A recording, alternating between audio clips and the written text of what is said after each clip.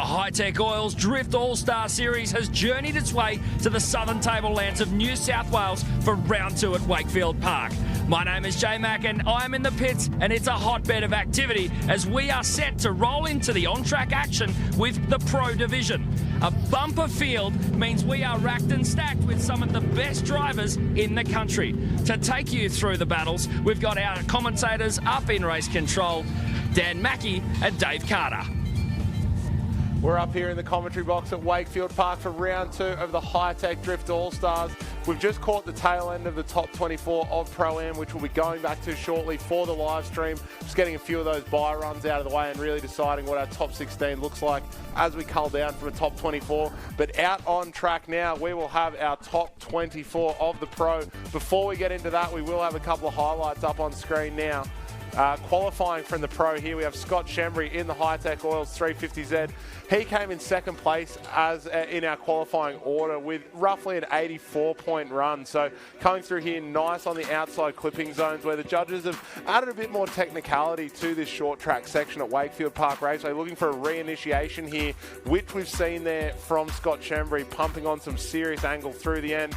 But our top qualifier, I mean, the name's pretty much cemented in there now, although we have seen it mixed up a couple of times. Bo the Show Yates putting down a 90-point run, about 10% off perfect.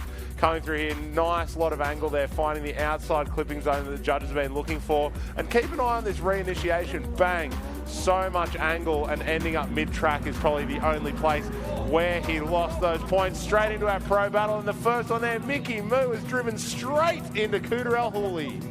Mick almost overtook you. Yeah, what a hit there. Now, yeah. No, they couldn't, unfortunately. We're super far behind, so they had to send something. I apologise for that. Taylor's just wow, that's a big contact there with Mickey Moo right behind the door. I don't know what's happened there. He's just failed to slow down there behind Cooter El Hooley. I'm hoping that car's straight. He seems to be flicking it side to side. Pretty happy there. It seems that the damage is more so to Mickey Moo's car. We'll cop a replay of that here. Both these cars come off the line and together, but Mickey just not pulling up. He's actually gone straight into the front wheel there, so pushed Cooter off the corner. And I think if Cooter wasn't there, Mickey would not have been able to pull that car up and make the corner. So he might have just been dragged in by the lead car's speed there. It came a little bit down to Mickey Moo just initiating slightly offline, bringing him forward. We're allowing them to come out the door, or i.e. front wheel to front wheel, and you can clearly see why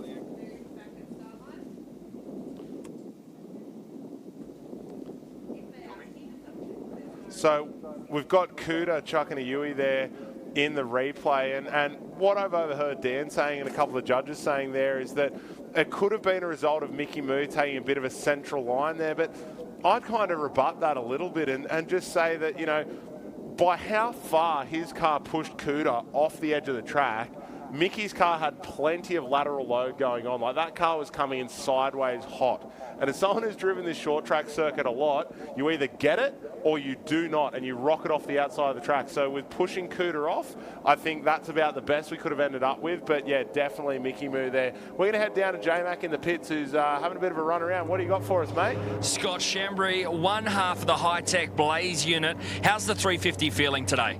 Oh, mate, it's feeling killer. Between round 1 and now, Raf's put a new Winters quick change rear end in it, so we've took a deported suspension. He added some more grip, and it's just been on fire. Yesterday, the conditions were horrendous. We got a few good runs in the dry, but this morning felt really good. Our first qualifying run, we were on a smoker. Unfortunately, I threw too much angle trying to do a backy and spun it, but the second one, we got another one banked in and finished up in second position, so that's really good. We get a buy into the top 16 and feeling good for battles, mate. Coming up against top qualifier Bo Yates in that qualifying order. You and Bo had a coming together at Melbourne. How are things today?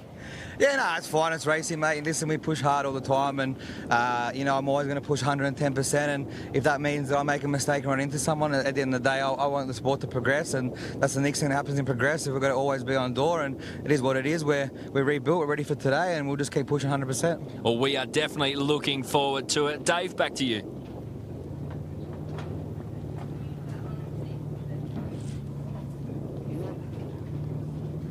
Yeah, g'day. What's happening down there, J-Mac, mate? Just show us those beautiful eyeballs. Mate, I got to down say... there on the line is Scott Chembry, who is keen to jump into the pro stuff. Before we do, we're just going to send around Clee Rickman and Adam Burgess for their one more time. Now, this was the last of our top 24 Pro-Am battles, and we may get a replay up of this shortly, where Clee was entering behind Adam Burgess.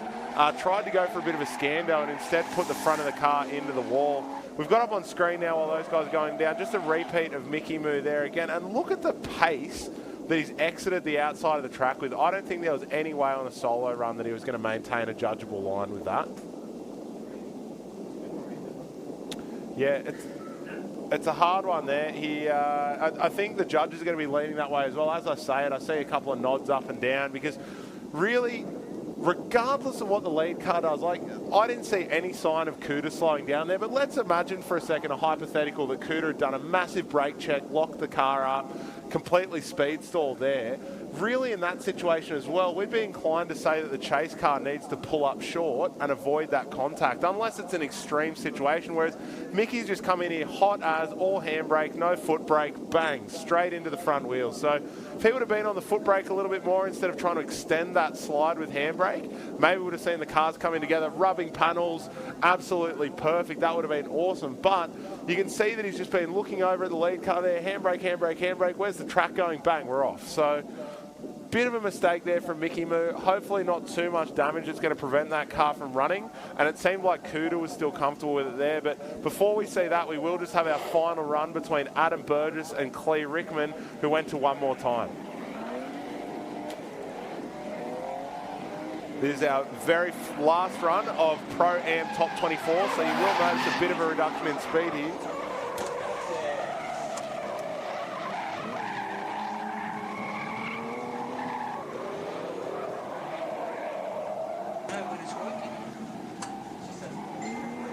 Good run here from Clee, Dave. I think I've been tuned back in. I'm not sure if anyone can hear me out there, but hopefully you can. Tuned up and tuned back in. Here tuned we go. Up and tuned back in. Not a bad run from Clee. Doing all right there in the replay now. We'll see Adam Burgess having a bit of a gap there in the lead, but Clee coming in hot throughout there. Wheels off the track there. Is that one? Looked like, yeah, maybe a couple there, so that's a bit of an automatic zero there. No, I think I'm giving... for James that he saw 3 wheels off there. There we go. All right, so front left coming off along with the rear left at least, so that is 2 wheels off. And unfortunately a zero there for Clee Rickman. Now, just remind me again, Dan, are we running this as one more run or one more time? Will they get both sides of this battle? Yeah, no, we run one more time now. We did do one more run when we were at figure 8. And for short tracks like that, you can do that. They're not chewing up as much tyres. But certainly, I mean, the guys, as they go up that hill, it's quite a big push on those tyres to push up the hill. So what we do is the difference, obviously, is one more time means you get the whole battle again, a lead and a chase. Yep. And obviously, one more run means that you just go for one more run. And generally, the highest qualified driver will get to, well, in fact, that's the way we normally run, the highest qualified driver will get the opportunity to decide whether they lead or chase. And so to confirm, in this format, we are running one more time. These guys have gone again. This is now Clee Rickman's turn to lead. And again, he's dropped multiple wheels off the surface. So that's double zeros for Clee Rickman, and something that I'm even confident as the commentator calling that Adam Burgess will go through. Yeah, no, fair enough too, Dave. He's definitely going to go through on that one. Unfortunately, Clee doing a great job, the team back there, to get that thing straightened out after he did hit the wall early on in his top 24. That's why he hasn't got a front bar like he normally would. And he's got back out there, managed to get himself a 10-0 in the other direction, brought it to an OMT, but hasn't been able to progress on. Unfortunately, they're just taking out some of the signage around the track. So Clee will take that home. He'll tune that thing back up, bring it back looking just as nice, and Adam Burgess is going to progress on. I'm hearing, though, that we might have something from J-Mac down there with Bo Yates. Top qualifier on a 90-point run. The Toyota Genuine Parts 8.6 firing on all cylinders. How did it feel out there? Look, it probably felt like 100, to be honest, but I mean, 90 is great, and if that puts me in first spot for today, that's fantastic. But I mean, you ask any of the drivers, when you get one right, it feels good, you know. So that definitely, that second run felt fantastic, and you know, credit to everyone on the car. It's a good little thing, and I didn't have much practice. I didn't come down yesterday for practice. Unfortunately, I was caught up with work commitments. But to be down here today, I felt like I had to really, you know, go out there and stick it to the wall and do what I could. So, you know, to pull it off in that second run, I mean, the first one was pretty average, but Yeah, like the car feels on point. You're back in familiar territory after having to use a borrowed car in Melbourne. It must be good to be back in that seat once again. Yeah, absolutely. I mean, John did such a good thing by me to lend me that car last round, but you know, this particular car, it's a fantastic car, and I'm just happy to be back behind the seat. Well, we're looking forward to it. Back to race control. Always good to hear the mindset of our top qualifier and what they're going to be doing throughout this round. So Bo Yates getting himself a bye run there, going through to the top 16. We're about to see coming off the line now, Danny Probert all the way down here from the top end of Australia in that X Drift, the XD Falcon, with a huge horsepower XR6 turbo, Barra 4 litre straight 6 under the bonnet there. He'll be going up against Taylor Boma, coming down the line now in a gorgeous looking S13 there in the chase. V8 power up against Barra again, but Bowman just seems uncomfortable there with that technical entry on the short track. I think Danny Probert may have just nicked the outside track edge there, but there wasn't a big plume of dust and it was hidden with smoke, so I'd imagine we'll give him the benefit of the doubt with that one. Neither driver really reinitiating as hard as we would have liked to see through the final zone there in the outside clip, but for the first battle round from Danny Probert in the lead, that was quite tidy there. Danny driving really well. A little bit of a bobble there. I'm trying to decide whether or not that upset Taylor. To me, I think it was only one wheel off and then Danny's got another. But yeah, I'd really like to see one more replay of this, just particularly that start section, just to see what happened on that one. I'm not sure if the judges are going to, over the other side, they're going to be calling for a similar thing. But yeah, for me, definitely wheel drop across the line. Yeah, wheel drop on the exit there for. Ooh, that's a big meltage. What is that? That's under the bonnet of Adam Burgess there in the XR6 Turbo. Just a little bit too much cook for the big Falcon to handle. Here comes that other replay now. So here's the entry. Danny Probert comes in with a handbrake entry. Boma behind him there, winding some lock on. Yeah, but with the bobble there from Probert. He'd done it. If you watch Taylor, he actually dialed that angle on to try and catch the car that looked like it was going off before there was the bobble from Danny. So yeah, both having an error. Having seen that though, with a couple of wheels off from each, it's pretty close. I reckon that's a twist and tape job right there, mate. Just, yeah, rip him out. Who's got some electrical tape down around the pits? Anybody? Bit of heat sleeve? Get to see it back up there. I'm sure we'll have Jay Mack getting the details on the ground as he normally does. He's damn good at it. But the judges just getting their deliberations together. And before we see Danny Probert and Taylor Boma go again, we will have Kuda El Houli up against Mickey Moo for the repeat after that big contact earlier in our first pro battle. Mickey Moo's turn to lead now. Mickey entering down the wall there, but not quite as close as he needed to. Big bobble through the middle while Cooter is calm and collected, reeling him in. He's right on the rear quarter of that S13 as they switch back together, but has it given Cooter a bit of a weird line. Mickey Moo wide with the wheel drop there as they come onto the back straight. Cooter is with him, nice and smooth, and you can see the battle experience of Cooter El Houli there, just giving Mickey the room that he needed while demonstrating that I am here as the stronger and faster driver.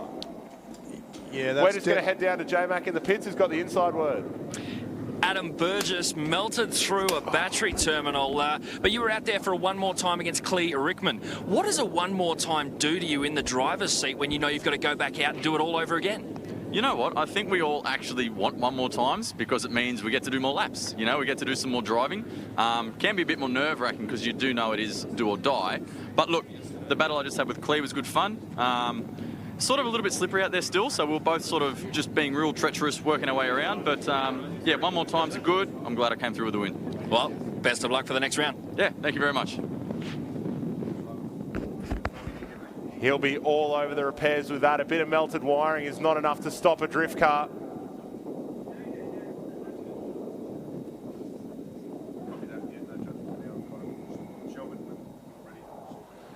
Coming back around now, we will have Danny Probert this time chasing in that X-Drift Falcon, one of my favourite cars to see out there. This will be Taylor Boma's chance to lead, who we did see a few mistakes from earlier on while he was in the chase behind Probert. Just bobbling a little bit as the track narrows there onto short track, and that sent him a bit wide, bit of a wheel drop. So, you know, both drivers did have wheel drops there. I think with the sum of mistakes, it might be tipping slightly towards Danny, but it is still an uphill battle. Danny needs to chase while Boma throws down out in front, knowing that he needs to reclaim this. He's out of the track there. That may be a spin. No, he's pumped England and through the tyres there.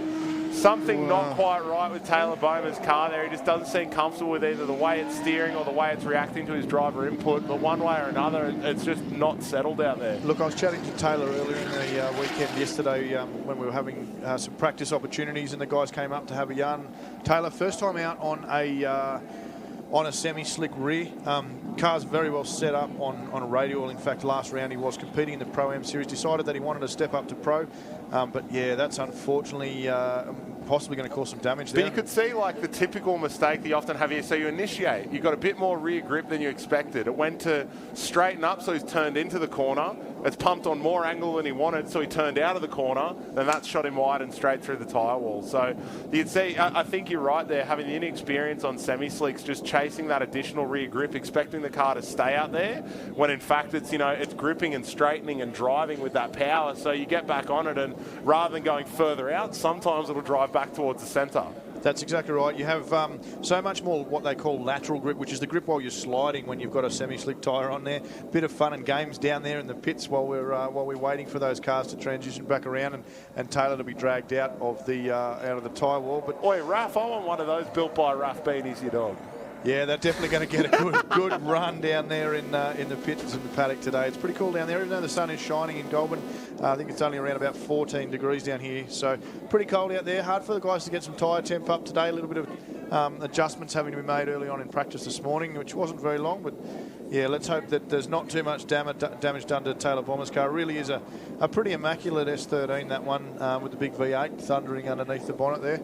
Either way, though, I think it's going to be on the trailer, because that was a couple of wheels off throughout there, and really a summary of errors that ends up with Probert. Yeah, look, for me, I've definitely got that towards Probert, the big XD Falcon from up at the top end, and those boys I know are feeling the cold. But yeah, unfortunate for Taylor in his first outing in a Pro category. He really did drive well. It looks like the tilt tray's out there now and going to be picking him up and dropping him back off in his garage, and I'm sure the boys will be a bit disappointed about that result for sure. Yeah. Taylor's certainly one of the up-and-coming guys in the series. Look, it punted that tyre wall a good couple of metres, and to move that quantity of tyres strapped together, it's got to be a pretty big impact. And they stopped the car safely to an extent, but it's like how an airbag will stop you from dying but break your wrists and nose. Yeah. You know what I mean? Like exactly you're right. not going to be dead, but it's still going to hurt. And that's the thing with them. They're designed to reduce the impact, but certainly they're not going to reduce all the damage. So they're going to have a bit of fixing to do before we go to QR for round 3 later on in the year, back down there in Melbourne in the Taylor Bomber workshop. But yeah, a shame to see some good stuff going out and about. I know the guys are all keen and very much lined up down there in the pits, ready to rock and roll. I've been enjoying it, Dave. It's been a good series down here. We've played with the lineup, the layout, adjusted a little bit, tried to make it a little bit more difficult and different. And I think we've done that. We're testing the drivers out there. So from my point of view, certainly a challenging course. The drivers are saying the same. And I guess there's some key points that the spectators at home need to understand as well. See, I'm a big fan of Wakefield short track, and it's where a lot of people in the grassroots of this community learn to drive. And I personally gravitate towards the long track. I really like the speed of it, but I enjoy the technical aspects of the short track as well. And I'm sure anyone who's into drifting in New South Wales has probably either spectated here or driven here. And the thing to note is that you're coming down a straight with quite a lot of speed, but you need to enter against a daunting wall. And when it's a grassroots event, sure, you pick the line you want to do. And I've often joked about taking the dad line when I'm borrowing one of dad's cars, and you avoid that damage. But just interrupt you there, Dave. You can see on the screen Taylor Bomber out of the car, and that's great to see. Big impacts like that, like you did say, they do sometimes break your wrists and give you a bit of pain, unfortunately, into the ambulance. But that's a mandatory thing too. So we do always make sure we send our drivers off to be checked over by the medical team here, and just give them that all okay and the tick and the clear. Yeah. Great to see Taylor walking into it. That's always a great scene, great sign to see that the drivers get into the medical van Yeah, themselves. for sure. And these highlights on screen now will help demonstrate my point where I'm saying there is a daunting entry against the wall, and while in a grassroots event you might just do it wherever you want to do, these drivers have been told by the judges, we want to see you on the wall, and then you bring in quite a high-speed entry through a double apex sweeper that you then need to pull the car up, and you can see a lot of drivers here just struggling with maintaining the angle and going, do we end up on the outside, do we end up on the inside? But wherever that puts you then has a knock-on effect through how you're going to hit that inside straight, how you're going to switch back here onto the main circuit, and there's so many different things there that can really stitch you up at a midpoint of your battle and then knock on the whole way through the rest. Before we get back into the pro action, we're going to head down to hear from the famous El Hooley brothers with J-Mac. Cooter El Hooley, a runner-up position at Melbourne, and this in the first battle. Tell me what's happening behind us here. A bit of deja vu again against Mickey Moo going out there. Yeah, it must have come in a bit hot behind me and sent me off track, and when we came off, we pretty much jumped that pothole out there and something's torn the oil line, and we didn't know, and we've gone again and ran, and hopefully it hasn't done any damage to the motor. But the main thing is now to stop the oil leak. Well, let's hope you get on top of that. We'll go back to the action right now. Super good dudes of the sport, and they know how to throw down out on the track as well with that pair of Turbo LS Garage Works cars. We can see Bowman's car just going onto the flatbed now. We should have the circuit clear and back onto it. And I know Race Control are eager to pump through some of these battles as we end up a touch behind. So I'm expecting to see these cars come through in quick succession. If there's anyone in the pits who's thinking, hey, what can I do in this downtime? Make sure your car is prepared and does not break, because we will be pumping through this stuff this afternoon, which should be great for everyone out there on motorsportstv.com.au.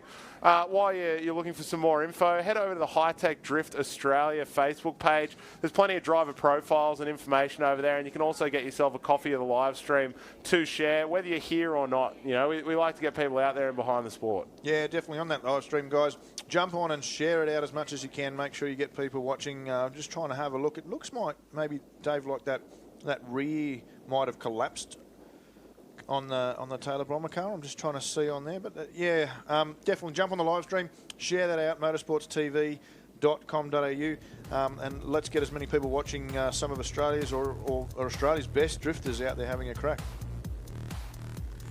Just going back through the Taylor Bomber, Danny Probert battle, some interesting stuff there. A little bit of bobble from them both early on. Danny Probert getting that XD Falcon dialed in and hooked up pretty well this weekend. Again, going through into the next round, I believe. Interesting one from Mickey Moo here, trying to get himself all sorted out. He just doesn't seem to have that car sorted out. Unfortunately, losing a cylinder down in Melbourne, so having to do an engine rebuild. He got it a bit wrong in this battle, I've got to say. Really not quite getting anywhere near the judge line that we wanted. And Cooter, to what you said when you called it live, just demonstrating the years of experience. I mean, Cooter's been around doing this since 2005, so he's had a good run. I think it's a hard thing. It's definitely hard to admit to yourself, but watching Mickey Moo's battles from out the car is, I think you'd almost be better taking a whole bunch of power out of that car, taking a bunch of suspension work out of that car, and just getting used to the aggression, style, and technique required to drive a drift car on the limit with the power it's got. I think that thing's got somewhere north of 600 horsepower. It's a pretty serious 2J under the bonnet of that. And, if you could wind that back in a little bit, and try and get those transitions right, rather than using all that lock to catch it. Anyway, we've got J-Mac down in the pits with Brad Toohey. What's happening? Brad, qualifying in 10th place. How dialed in are you with this Wakefield Park layout? Yeah, feeling pretty good. I think 10th place was a fair spot. That's where I belong. Made a couple of little mistakes, so I need to clean them up in my battles, to be honest, yeah. Who are you coming up against next? Yeah, up against Mo O'Hooley. So he's a super trustworthy driver, so I know I can go flat out, so I'm looking forward to it. Best of luck. Thanks, mate. Keen to see Toohey back out there. It just seems to be struggling slightly with the line we've got out there. But here are our qualifying results. We have Bo Yates is our number one qualifier. We've heard from a couple of times. We have Scott Shembry and James Abbott, the Blaze Unit Hi-Tec Oils Drift team, together again once more for the 2019 season. Alexander Katanarovsky driving very, very well, and only 0.5 of a point behind is Roger Jansen. Some great drivers there. Finio Hare having a really good result. Good to see him up in 6th and managing to get it together. Mo El Hooley and Patrick Barley both picking up a similar score, with Mo having a slightly better second run, so that's why you see him in 7th place.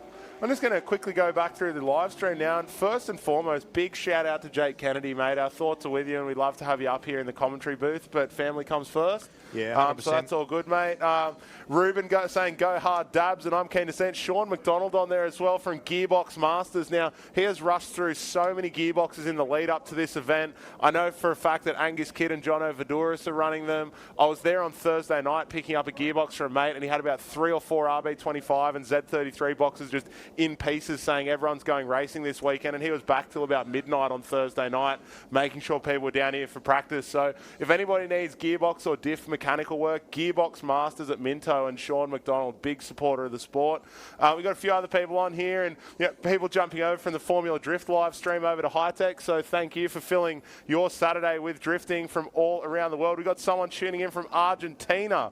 And Lyndon, yes, I see what you're saying, that we've been talking a lot about this wall, but we're yet to see people really running it. I agree with you. So every driver down in the pits there, take that as a call out from the live stream, that as the pro progresses, we're going to see people getting closer and closer. I'll tell you what, I watched the replay of Bo Yates running that wall, and I probably agree we haven't seen anyone right up against it, but I don't know how much closer you get than Bo Yates without actually starting to peel stickers off cars. Oh, yeah, that was a quali one as well. And maybe some of the people didn't quite see that earlier on in the stream, so feel free to go back for that. But as the pro bottles progress, I reckon we're going to see 2 cars side by side, a couple of bar scrapes. That's what I'm hoping for.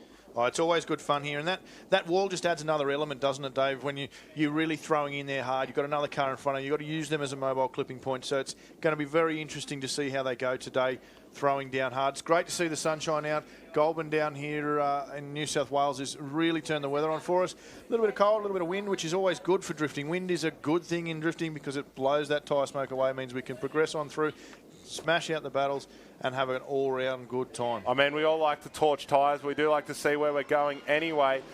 Here comes our next pro battle. We have Michael Ginn up against Senna Tunney, who was in the lead in that supercharged V8 R33 Skyline. Didn't see much of it there, but a big wheel drop there as Michael Ginn in the Dory Junkie Imports JZX90 just sits around out the back there. He goes, look, I'm going to let this car out in front of Senna Tunney, make a few mistakes and drop wheels there.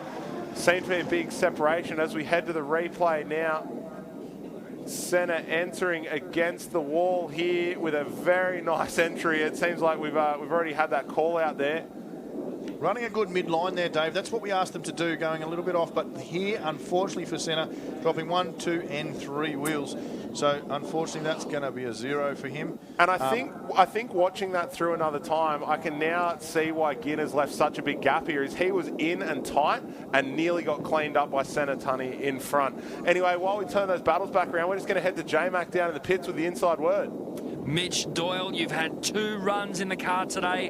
Next, you're up against Bo Yates. Do nerves factor into the equation right now? Not really. I'm actually really keen just to get back in the car. I haven't had it since July last year, so it's been a while getting a new motor built. But against Bo, he's obviously a great driver, so just to test my skills out, see how I go. It's all about fun for me at the moment, so see how we go. Fingers crossed. That's it. Cheers, thanks. Great to hear from the drivers themselves, and a fantastic addition to the team is J-Mac this year.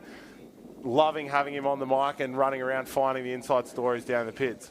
Yeah, J-Mac's really into the drifting scene. He does a lot of stuff back home in Western Australia, and it's great to see that he's come over and joined the commentary team today, which I'm lucky enough to be part of, Dave, enjoying that. It's good having you up here, mate, and we're having a bit of playful banter on the live stream. We had Jake Kennedy ask me if he likes LS, and I said that if he was here, I would slap him, and I stand by that.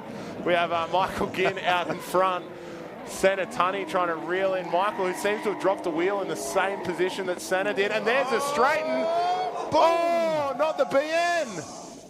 Oh, that's just unfortunate. It looks to me like something broke in the steering of Michael Ginn's car. I think he might have hit the engine. I think he might have hit the track edge there and straightened the car, because he came through on the transition and it's just bang and straightened it. We'll see in the replay, but you could see Michael trying to save his front bar, and as a result got an R33 in the rear bar, so that's got to hurt.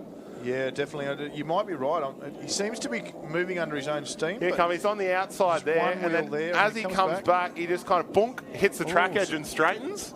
he goes into that ditch and it launches him back. And if you kind of stay into the power there, it might have blazed through it. But it was a back off and then oh no, I don't want to hit another track edge. He slowed down to save the front bar and instead ended up with an R33 right in the rear. Yeah, and unfortunately there it looked like there wasn't too much damage. It might be just cosmetic, a tail light or two. Certainly the boys seem to be rolling back around now with all 4 wheels pointing the right direction. I feel bad for Michael Guinea. He made the trek down here from up north in Queensland and, a big supporter of the sport through Dory Junkie Imports, so hopefully it's not too bad. Yeah, well, in fact, not far from Sinatani, who's also a fellow Queenslander. So both the boys have come down here to have a battle. Great to see them out there. Both of them been driving quite well this weekend, so it's excellent to see. But interestingly, Dave, you might recall that Senna made that big error and put 3 wheels off in the first one. Yeah. Now Michael Gins put all 4 wheels off in the second one. So that's kind of 0-0 both ways, isn't it? Because both of them have caused the battle to cease. That's right, and that's why I was saying that it's very good to see all the wheels pointing in the right direction. The boys will get some race tape out. They'll stick up the saw bits, but we're going to send them again. Yeah, beauty! I think we've got a bit of a replay here just from a different angle to see what's happened there. So Senna coming in hard behind Michael Ginn, who did enter late there. They both come through this midfield section pretty nicely, with Ginn winding on a bit too much lock on the outside wheel drop. And he's come back around here, bang, hit the track edge, straightened up. Tunney trying to do everything he can to straighten that car. It was just such a light tap, but we're going to head down to Jared in the pits. Mickey Moo, it's a tough deal, but you're out of competition early in the day. Talk to us about what happened out there. I entered weight probably a bit fast, and then El Hooley was just there, and I couldn't slow the car up, and bang, what do you do? You know what I mean? I wouldn't mind if he was telling me yesterday you need to be as fast as you can down that straight, so that's what I done. But, You've been really trying to nail that initiation into turn one, basically right up until this point, and that was the one you were happy with, wasn't it? That one way I was happy about, I was flying, but yeah, I had nowhere to go then, so sorry that I hit him, but What's the damage to the car? My car there's no damage to his, I don't think, but mine, a sledgehammer, and we'll be hit back out in a couple of, we put a bit of a kit back on it and no one will see it. It'll be fine. Well, I reckon you and the Running Hearts boys are going to have a bit of a job ahead of you, but there's nothing you can't handle. No, but we get it out next weekend and we'll be in Queensland. Can't wait for Queensland. I love that track more than I like this one, so we'll send it up there anyway. We should get on a bit better. We're looking forward to it. Back to you guys in race control.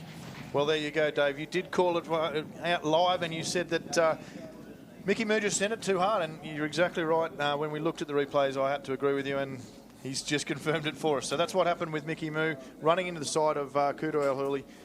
It's a hard one because you're coming down that straight with everything you've got, first, second, third, maybe banging it into fourth if you're one of the shorter geared cars, and you're looking at the wall, you're looking at the car in front, and it's really, even as the lead car, it's really hard to spot the entry to short track on the inside. We do have a few signs up there that show you, but unless you've got a clear mark, like I personally use, there's a little blade of grass up there near the start line. There's a little patch that I always use as my initiation point, but unless you've picked somewhere out that you're going to run it, it's so easy to end up either, a metre short or a metre long, and if you end up a metre long like we saw with Mickey, there's just nowhere to go.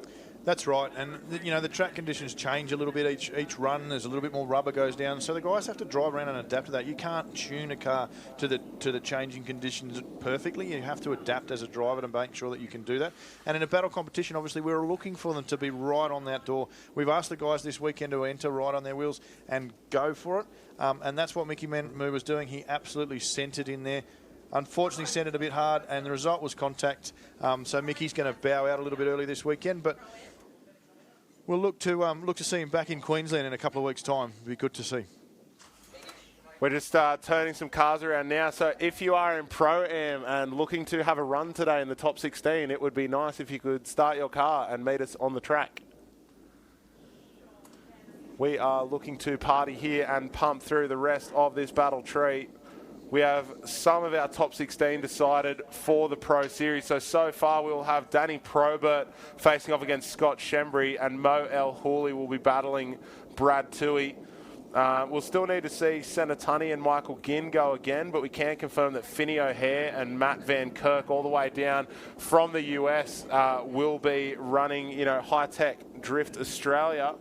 Patrick Barley and Aaron Juar also have a top 16 spot and a couple more battles to go around. But first we're going to send out some Pro-Am top 16, just get that out of the way and pump them through while the cars are ready. But while we wait for them to head round to the start line, J-Max found another contender.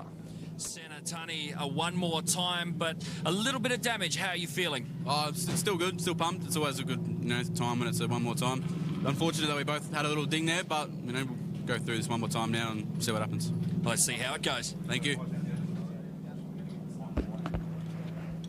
Looks like they're going to be turning it back around. I'm just getting confirmation that Isaac Getter's actually retired, so we will see Mitch Doyle up against Bo Yates in our Pro. Yeah, we've also got Michael Bonney. Remember, he was borrowing Finney O'Hare's car, just trying to collect some points.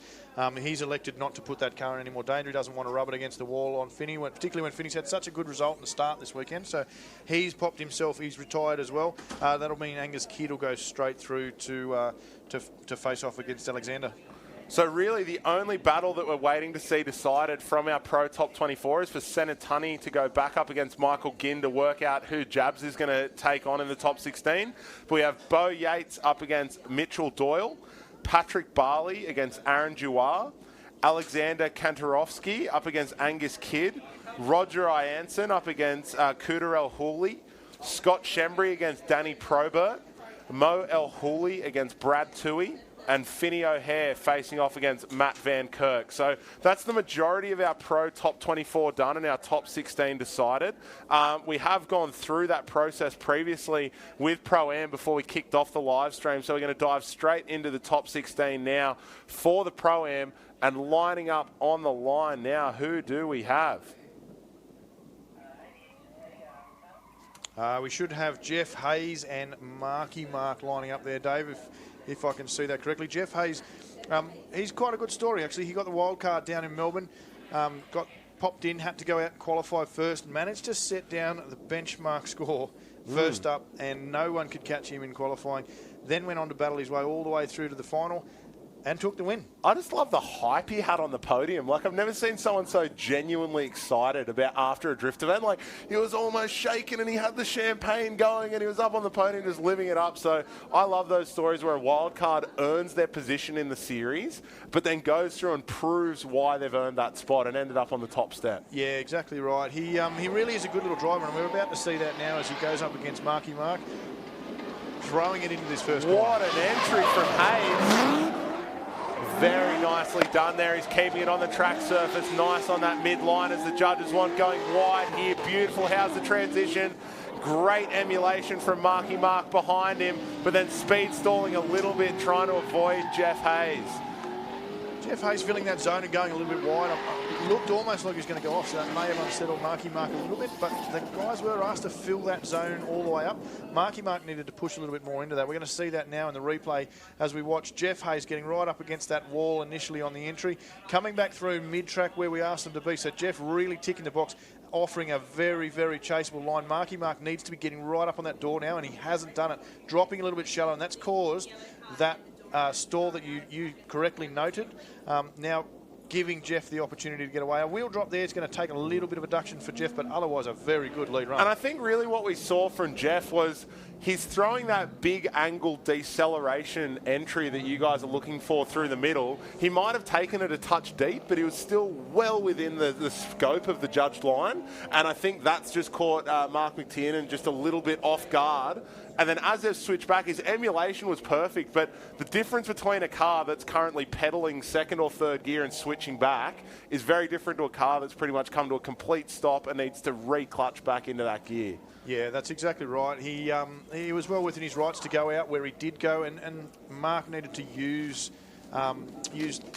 Jeff as a mobile clipping point and just get up amongst him, really go right up and close up on that door where we were asking him to get to, approaching him there and getting in there, and he just didn't. He didn't take that opportunity, which we asked him to do. So it's going to be very important, though, for Jeff to make sure if Mark Murchison lays down a good and chaseable lead run, that he needs to take those advantages as well. Yeah, and really, hats off to Jeff. That's got to be one of the ballsiest entries we've seen out of anyone in the Pro-Am. Like, he was skating next to the wall and pointed away from the wall, into the corner. Like, that's the key of weight transfer and aggressive entries here is if you can weight transfer the car away from the way that you're looking to enter, the car just suddenly wants to be out there on that lock position and you get it settled, you can get back on the power, you're not having to, re-handbrake or anything like that. J-Max on the start line now. We're about to see our rerun for the top 24. This is prime real estate, the best viewing point on the entire track. And this is the one more time between Senatani and McGinn. Now, that was really tough to see earlier, but they've managed to turn the cars around. The damage has been repaired to a point where they can run this battle and get it done and dusted. We're just waiting for him, and I've just been told, here we go. Senna's going to lead us out. Really makes you feel like you're part of the spectator crew down there, and well done to Motorsports TV on this live stream. Here comes the rerun again, is tucking in as tightly as he can. Let's see as they transition back. Both cars are together. Senatani pulling a bit of a lead there, but a lot of angle through the smoke. Ginn is with him, but he's straightened up there. Oh, that's a hard one, but I'd say Tunney kind of has the need to run there while Ginn just seemed to get a little bit lost in the chase a few times. Yeah, Dave, I noticed you were looking down at the screen just at the opportune time where you couldn't see Michael Ginn in the background up there against that top straight. We'll see that in a minute, but for the moment you can see Michael Ginn just a little bit too shallow. He needs to be there. Another bobble there from him with a big angle from centre. Slightly offline, but doing an excellent job pushing through. And then just up here you see a really big correction from Michael Ginn that's going to cost him some big points there. Yeah, look, it's a really hard one to call, and as I watch it again, replay on replay, they've both entered so nicely together. Yeah, Ginn was right there with him, and it just seemed to be issues through the second half of that track. But first section, he's definitely gained some points, and now it's Michael Ginn's time to shine out in front of Senatani, who I'd say has got the slight advantage at the moment. Remember, we are now in a one more time. We are in a one more time. Definite advantage, though, to centre and battle for me, Dave. The other guys will be making their own corrections, but I'm fairly sure. Oh, and a spin from Ginn! Oh, no. So it's a shame to see that, Michael's, he's a great bloke and he's a real ambassador for the sport. Loves being part of it, loves the whole atmosphere. Dory Junkie's a great place to go and get all your bits and pieces. So it's a shame to see Michael bow out that way with a spin and not a battle that's been completed on the track. But, he'll be back. He'll tune that thing up. He'll fix that rear end of that thing. I know he's taking it all the way back up to Queensland at the end of this round. So he'll get up there, get it sorted out, and he'll be back in round 3. I wonder if he drove it down, because he often does. I've seen him drive that car from Townsville to QR. Yeah, he has driven it before, but this time the thing was on a trailer, and a good idea too, because he's had a bit of damage. I think that would be quite a mission to drive that thing all the way back to Queensland. Yeah, he's a legend though, and just to balance that opinion out, I've done countless laps with Michael Ginn up in Queensland, and he's such a dialed-in driver and often drives quite well. It just seems to be in the competition scenarios where it's not just battles with a mate or doing trains or something like that. I think he just gets in his own head a little bit about, I need to be here, I need to do this, I need to chase close, and there's so many things going on already when you're trying to run your own battle, let alone when you're trying to emulate what someone else in front of you is doing and trying to beat them out and get through to that next round. Yeah, it's one of those things. It's these guys, they have so much on. None of them are a full professional outfit where the only thing they do is just drive these cars or maintain these cars or work on these cars. While they've got great support crew down in the pits that come along to each event and work on the car and help out, these guys are working on these cars in between rounds and in between having other jobs. So it's a challenge to present a car at this higher level. And really, we've just seen year on year the field stepping up, both in Pro-Am and our Pro-Am cars. Let's not forget them, the famous Insurance Pro-Am.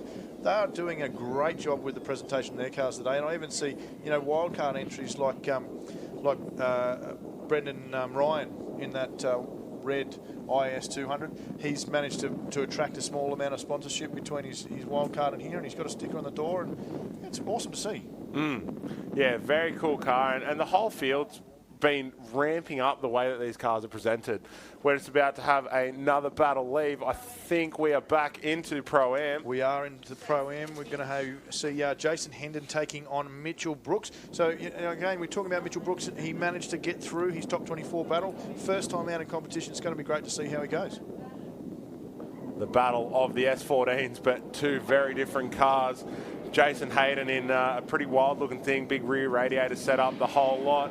Whereas Mitch Brooks in something a bit more street-looking compared to what we're used to seeing. Very cool front bar on it, but both these S14s have been driving well throughout practice and quali, and let's see how they battle together.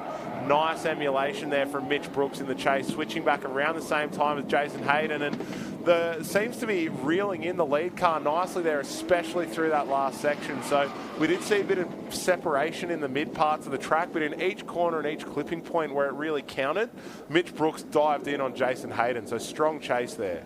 Yeah, initially I've gone a little bit of an advantage to Jason Hayden. I'll just check on the replay here. You can see Mitch Brooks making a little bit of an error early on.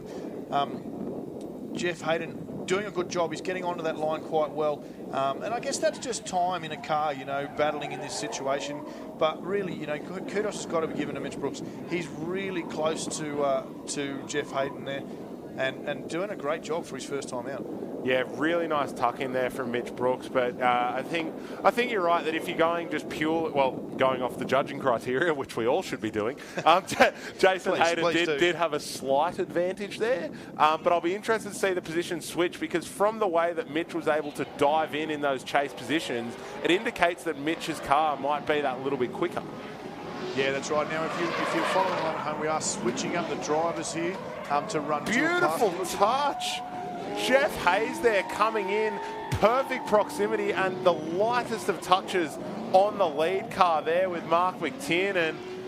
Masterful chase technique there from Jeff. I think a big speed stall from Mark out in front. Expecting a bit more speed from the car that he was chasing, but we're going to need to watch that replay again because it happened quicker than I could follow. Without a doubt, it was definitely a scenario there where there was speed difference offline. I'm not quite sure. Oh, he did adjust the line of Mark McTiernan there. And you know what? I will take that back. As much as Mark was travelling quite slowly, he didn't sharply decelerate. He was maintaining the speed that he was planning to carry into that corner.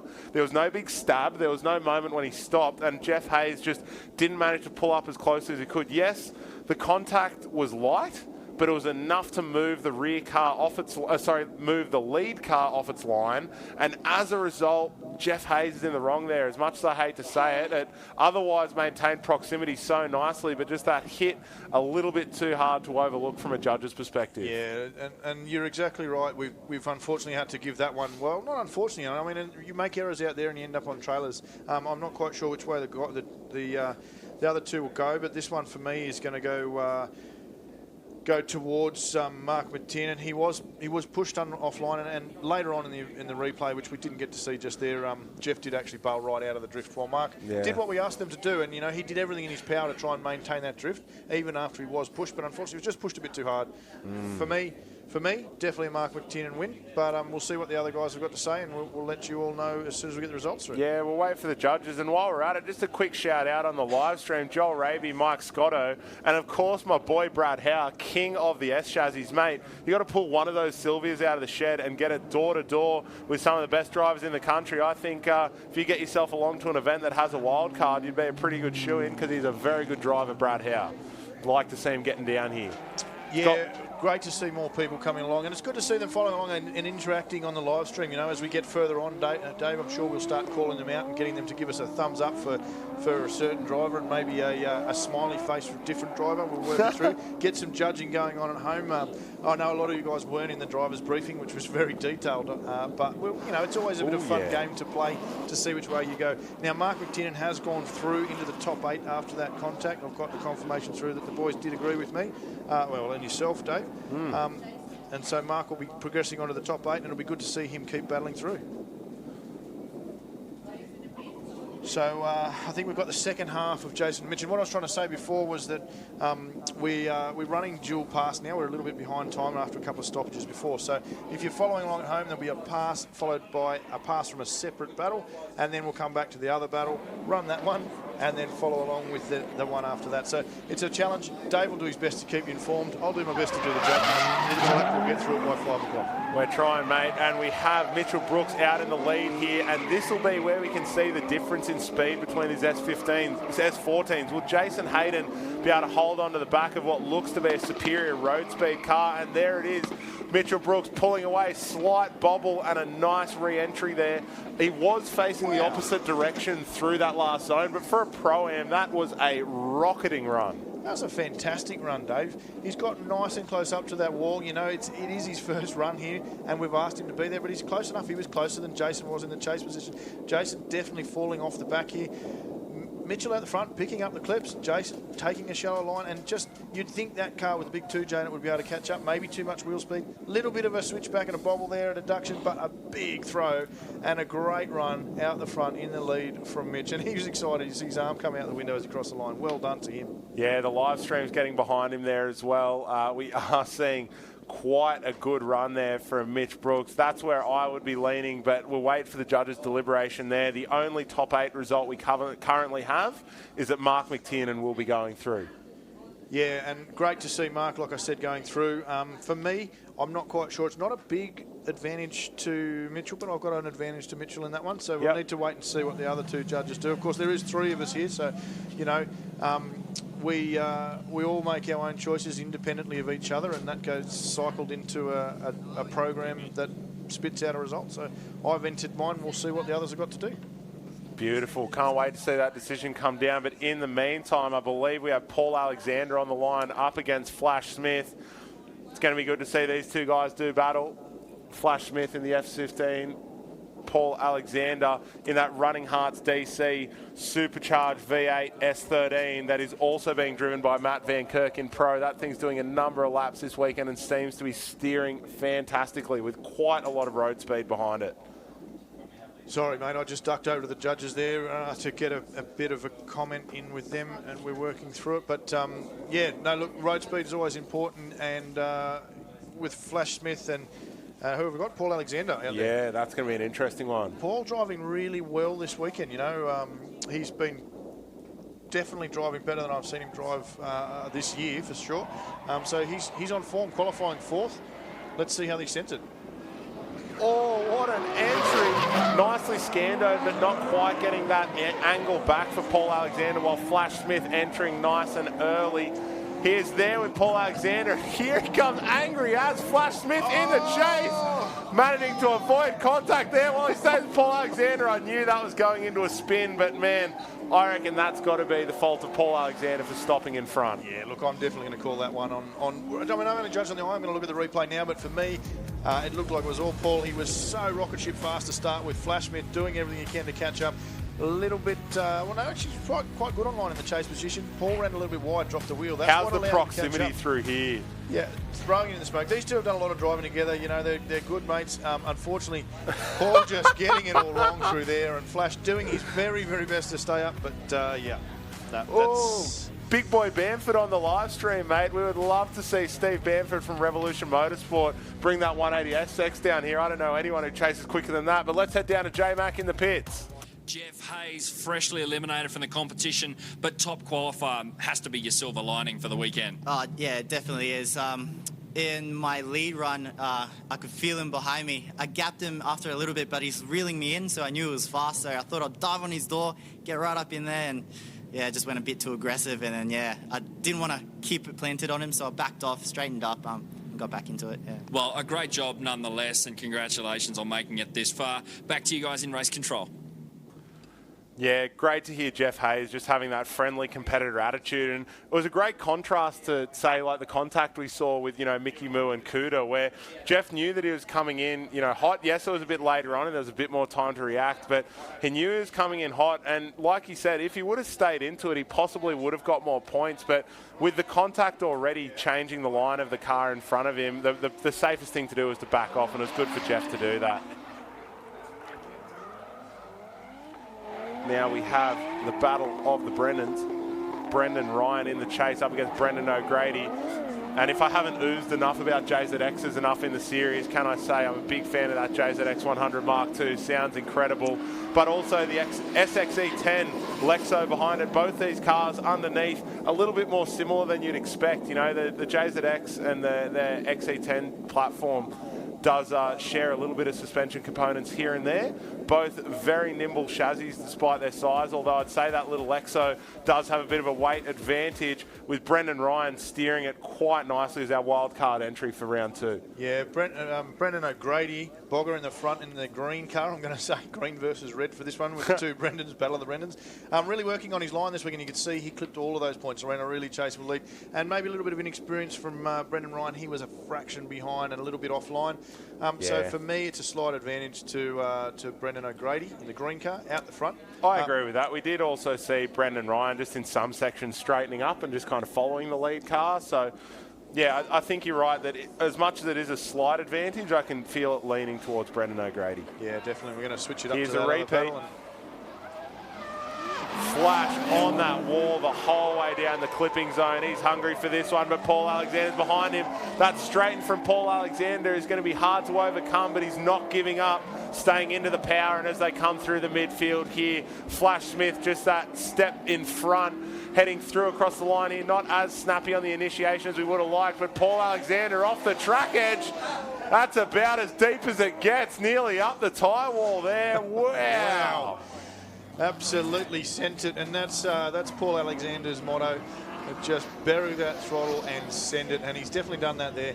Unfortunately for Paul, he's not going to have enough to overcome that. Look at Flash Smith, been working so hard on that. Had some mechanical gremlins with that car yesterday early on in practice, got it sorted out, dialed, and got it back in there, and he's, Flash is really coming along as a driver, great to see.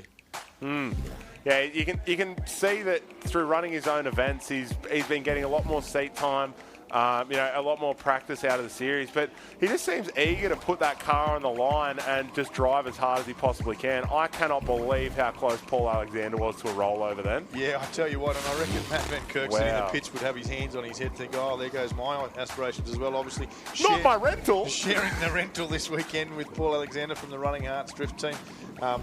He'd be glad to see it back on, still rolling on 4 wheels. Well, that is the answer to the age-old riddle of what's the fastest car on the planet.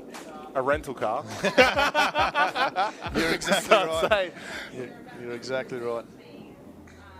Oh, yeah, that's big. It wasn't quite as close to the tyre wall as we thought, but from over here, he was heading off track with pace. Yeah, he was definitely. And, I've certainly got it that Flash Smith's gone through. The boys have agreed with me, so Flash Smith's going on in the top 8. We can mark that down for those of us following at home with their own pieces of paper. We've got J-Mac down in the pits with Daniel Messmer. What's going on? Daniel Messmer, champion for the last season of the Hi-Tec Oils Drift All-Stars. How's this season shaping up for you? This season's not too bad. We last round at Calder, we had a big fire, so we only got about 6 laps out there, but still managed to do okay, I guess, with a 5th place finish. This round's looking a lot better. We fixed the car after just dumping it in Sydney and then flying straight home. So we fixed it all up yesterday, and it's been good ever since. So pretty happy so far. Well, best of luck for the rest of the day. Back to commentary. Thanks, mate. It's always good to hear from the guys down in the pits. And I know Daniel Messmer had a hard round 1. You know, that poor car was on fire in the pits and, it nearly burned to the ground, but he managed to recover it and get it going. Yeah, so. I think back all the way to round 1, which was held here last year, that he won the championship with. Yeah. And I remember I was heading around, I was in a race control position, around, but look at this battle. We'll come back to that later. Spicy. Good entry there from Brendan Ryan in front, but he's not shaking Brendan O'Grady one bit out the rear in that green JZX 100 Mark II. No. Bit of a straighten there from Brendan O'Grady, but they're coming through the last section together.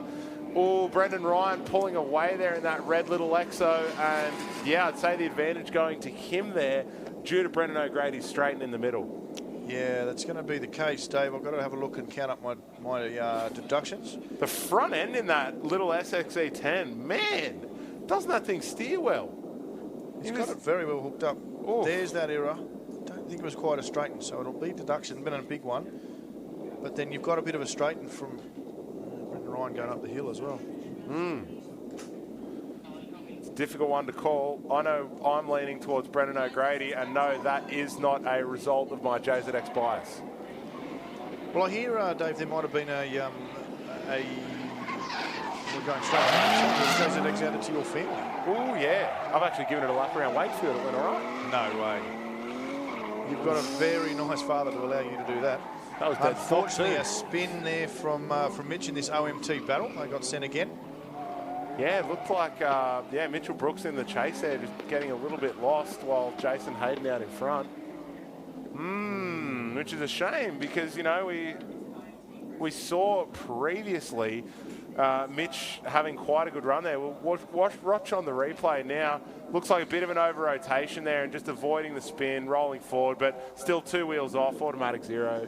It's a hard one there. Yeah. Look, it's tough. You know, it's great to see people doing that and getting in and having a crack and stepping up. And I think when he sits down and he reflects, assuming that we don't get another OMT out of this, because we still could. There's 2 halves of the battle, and you know, if there's another 2 wheels off, Jason spins or 2 wheels off, then we're going again. So they're rolling back around at the start. They're going to come down again in a second.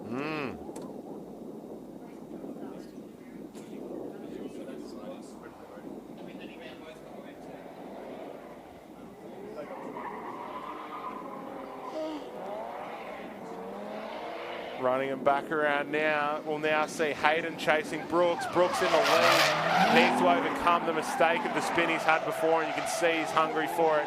Right to the track there. And another spin. Lucky to avoid contact. Well done from Jason Hayden pulling that up, as that was about as fast as a spin gets. It was there, it was there. It was hit a little bit of dust and gravel on the outside, bang, straight into a spin. Yeah, in the world of Wisefab and steering kits these days, you know, those can be almost sometimes caught. So it definitely came around quick, and you know, it's going to be the end of what I think is a pretty good run from Mitchell Brooks. You know, he'd be one to watch out in the Pro-Am series in future. The bit of luck he can maybe get some backing out there and make it up to Queensland. It'd be great to see him having another go. Yeah, definitely. I mean, you know, personally, I think Wisefab makes dumb drivers, but that's just me.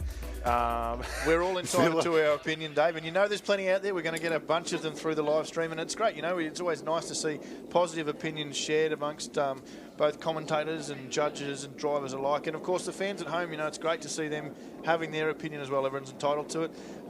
You know, we're definitely pushing it forward, and we're trying to do it positively if we send this next battle down. Oof. What an interesting battle to see. A fluoro lined up S15 of Roger Janssen up against Adam Burgess in the Aussie XR6 Turbo, mate, representing Spilt Coffee Drift Club.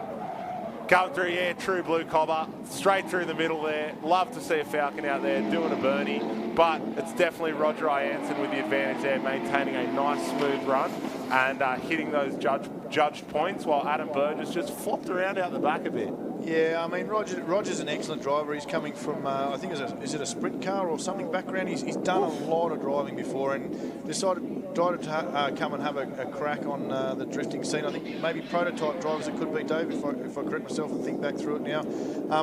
Yeah, very good driver, very good car control. Unfortunately, Adam just not being able to keep up with that well-tuned S15 and unfortunately a little bit of a straight line in the background there is going to make it a tough battle to come back from. I do always like watching circuit drivers switching over to drifting, because if they get the hang of it, they're very good with track position, and we saw that with Roger there. Yeah, for sure. As we see, these two guys could be a good battle as well. Have a look at the entries. Wow. Fantastic lead there from Jack Gibbons. Slaying it in this R32 Skyline 4-door of Running Hearts Drift Club, and I'm really digging their team branding. I think that's probably the cleanest one out of the lot. Big ups to Jack Gibbons for a very stylish looking car, while Silky just seemed to be a step behind, and it's hard for, you know, a couple of 100 horsepower V8 to be left behind in a light S chassis like that Silky S14, but it just seemed to be down on road speed. Geez, I don't know who it is that was having a chat on the live stream about not getting against the wall. Jack Gibbons definitely another one there demonstrating that awesome wall ride. You can see Silky just behind, not quite being able to keep up, a couple of little bobbles. Very good run out front from Jack Gibbons. For me, it's a little bit of an advantage to Jack.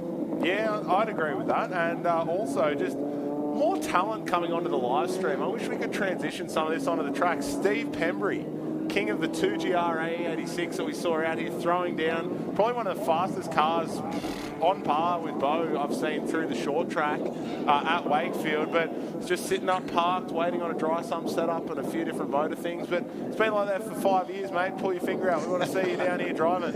Yeah, they've got to remember these guys when they comment on the live stream that you've got the mic, Dave, and you have absolutely no issue with calling them out. And I believe you're a fond driver, got your bus driver's license as well. Yeah, that's it. Man, I got nothing else going on. I can call everyone else for not getting their cars done while my sit at home broken. So people in glass houses will throw boulders, and here we go. Adam Burgess out in front. Roger Jansen chasing him there, really nicely getting a handle on this proximity for the first entry into the Hi-Tec Drift Series. And look how well he is maintaining distance to Adam Burgess. Very skillful driver there, Roger Jansen, and I think he's going to cement home the advantage that he got in his first run. Yeah, a good chase from him on what was not the greatest lead from Adam. I've seen him drive a lot better than that too. You know, he's not going to be all that happy with that result, but not a bad lead initially. Just a little bit slower on that entry, and then his run out dropped a wheel just slightly on the outside there. Roger all over him, and that car's actually doing double duties this weekend too, Dave. We're going to see him later on in the Pro Series as well. So, which car's that, sorry? Roger's doing double duties this weekend.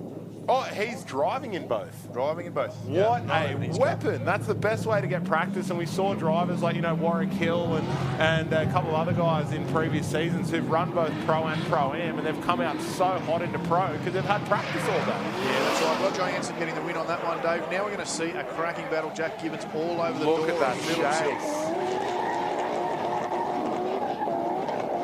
This has to be the best battle we've seen thus far today of Pro or Pro-Am. I think I might have cursed it a little bit with the straighten through the tail end, but man, Jack Gibbons, what a chase. That was a killer run. What a good run from Jack Gibbons. Converting that advantage early on, doing what we asked him in battles. Silky coming a little bit shallow early. Jack just following him, using him as a clipping point, following around there, sitting on that quarter panel, watches him switch back. Emulations are just fantastic. A great run from Jack. Really deserving. Well, at least my praise, and I think he should go through. We'll see what the other boys have got to say. Especially at the beginning of the run, just perfect emulation of not only the entry, but the little weight transfer before it. You saw them both change direction at the same time, and those are the little details that I personally look for from a stylistic perspective when it comes to driving. Yeah, but on the line now, we've got an OMT again between the Brendans. We couldn't split them when it turned out. We came down picking hairs. I went one way, JDM I think went the other way, and Dan Keneally said, no, I can't split it, I'm going OMT, which is the way it should be when the judges can't split it. Send it again, and here it is. Coming together now, we've got Brendan O'Grady in the lead. Brendan Ryan chasing nice and close though. Is he going to be able to keep it neat? They both switch back together, and it seems like Brendan O'Grady pulling away. He's gone a touch deep there that has slowed him up, while Brendan Ryan gained the distance, and now the separation as Brendan Ryan straightens up there. Again, I think a slight advantage there to Brendan O'Grady from his lead. Yeah, I'm going to be watching this replay very closely, Dave. I'm not sure if I saw a straight line from the chase car going up that hill. It's really hard to pick with that IS 200 because it doesn't have a lot of angle. He's got not a lot of power in it. It's got a 2J in there, but he doesn't quite have the grip and the speed to get up there. As he comes out here, I'm looking to see. Yeah, unfortunately, that's a straight line there. Well, for me, it is anyway. It's definitely going to be a zero. I imagine the boys will have seen the same thing. We've got J-Mac down in the pits. On the wall again, and I got to say, as we move in towards the next set of pro battles, there's two that stick out to me: Mitch Goyle and Bo Yates, and whichever one Cooter or Hooley is in, because those guys don't know if that motor is 100% after that oil leak problem. Hopefully everything's buttoned up and they are good to go, but time will tell. Ooh, so it sounds like it might have actually been Cooter or Hooley who was having a bit of an oil leak issue out there. Yeah, well, there was a bit of chat about there was some oil out there, and that's interesting. We've got the boys out just warming up, coming around for the final part of the top 16 Pro-Am. We've got the OMT heading off now, second pass. This is going to be Brendan Ryan leading this one. On the wall, though. Very nice. I think people have been watching the live stream when you said, where's the wall? Here's the wall. Yeah, big off there, unfortunately, for Brendan Ryan, and that's going to cement the advantage that O'Grady had earlier, and I'm happy enough to call that one now.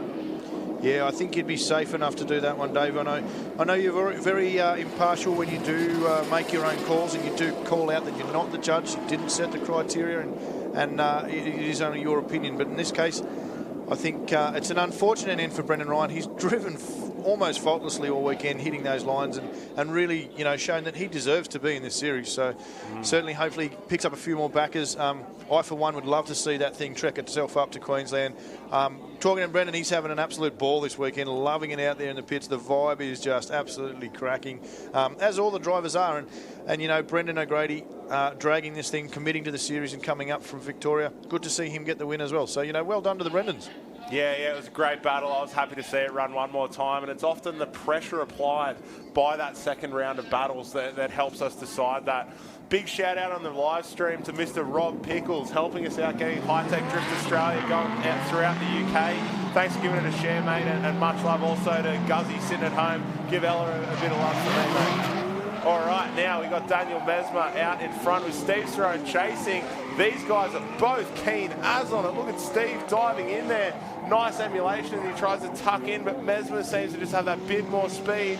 How will it be as they come out onto the straight? And again, that's the second battle in a row where we've seen Steve Cerrone, as they switch back onto the straight, get gapped by the lead car. Maybe that car needs a bit more rear grip. Yeah, I'm thinking exactly the same, Dave. I mean, I don't know what his settings are, and I guess that's the thing. You have to try and judge against it. Maybe he got a little bit caught out by thinking Daniel Mesmer's got the lower powered car. He won't have the speed. I'll take a bit of a grip out of it for this time. But look at the difference between the smoke being put out. While Mesmer's car is putting out minimal smoke and gripping and going, Cerrone's car is blazing, but not going anywhere as a result. Yeah, there's a wheel speed, and I think there could be a weight thing too. Daniel Mesmer spent a lot of time in the off-season, didn't have the dollars to add power to the car, so he spent the whole off-season taking weight out of it, and that thing is a shell now of what it was last year. I can't remember the figure, but it was quite light he got it down to, so a good job.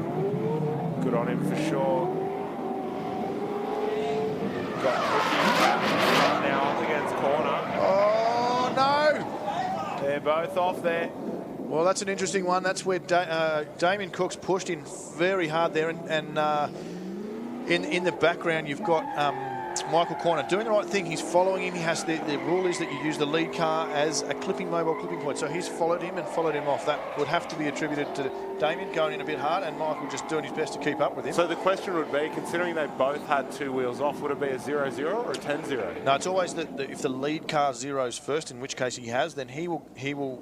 The battle effectively ends, and it doesn't matter if the chase car goes off or spins. In this case, he was following him, chasing him through, so it's a 10-0 advantage in this case, according to the rules. Well, there we go, other judges. It is ruled a 10-0 as the lead car has zeroed first. So good to know, and that's why I love having you on the mic here with me, Dan, is that I can pick your brain about the little bits of detail within the ruling. So you can see there again, Damien Cook just going that little bit too hot and coming off the track.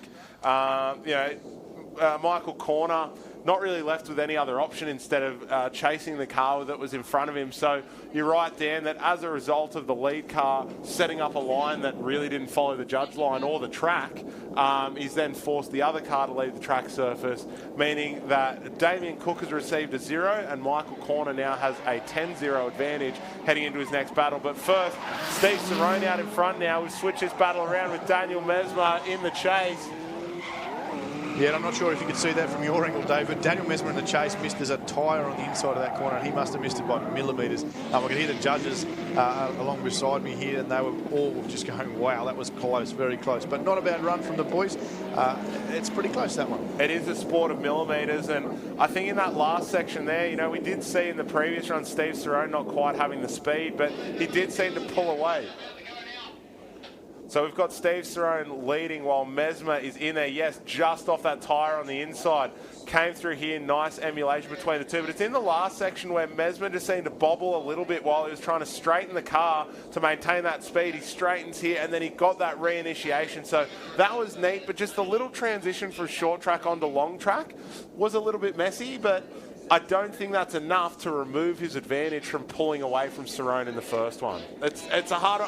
I'm going to leave this one to the judges because I could go both ways. Look, I don't know if you picked up on it, Dave, but I certainly saw a bobble from both of the drivers as they went up the hill. So Cerrone did a very good job. A little bobble. Daniel emulated him. But on the first corner, Daniel actually dove a little bit earlier. And I commented on it live that he came very close to that ending clip point, which is offline and it is a dive. So a lot of that proximity he gained there was due to running a shallower line. So for me, I'm going to go that over too. So I'm for the other boys to see what they choose. Well, we just heard from him there. Happy to confirm Mesmer.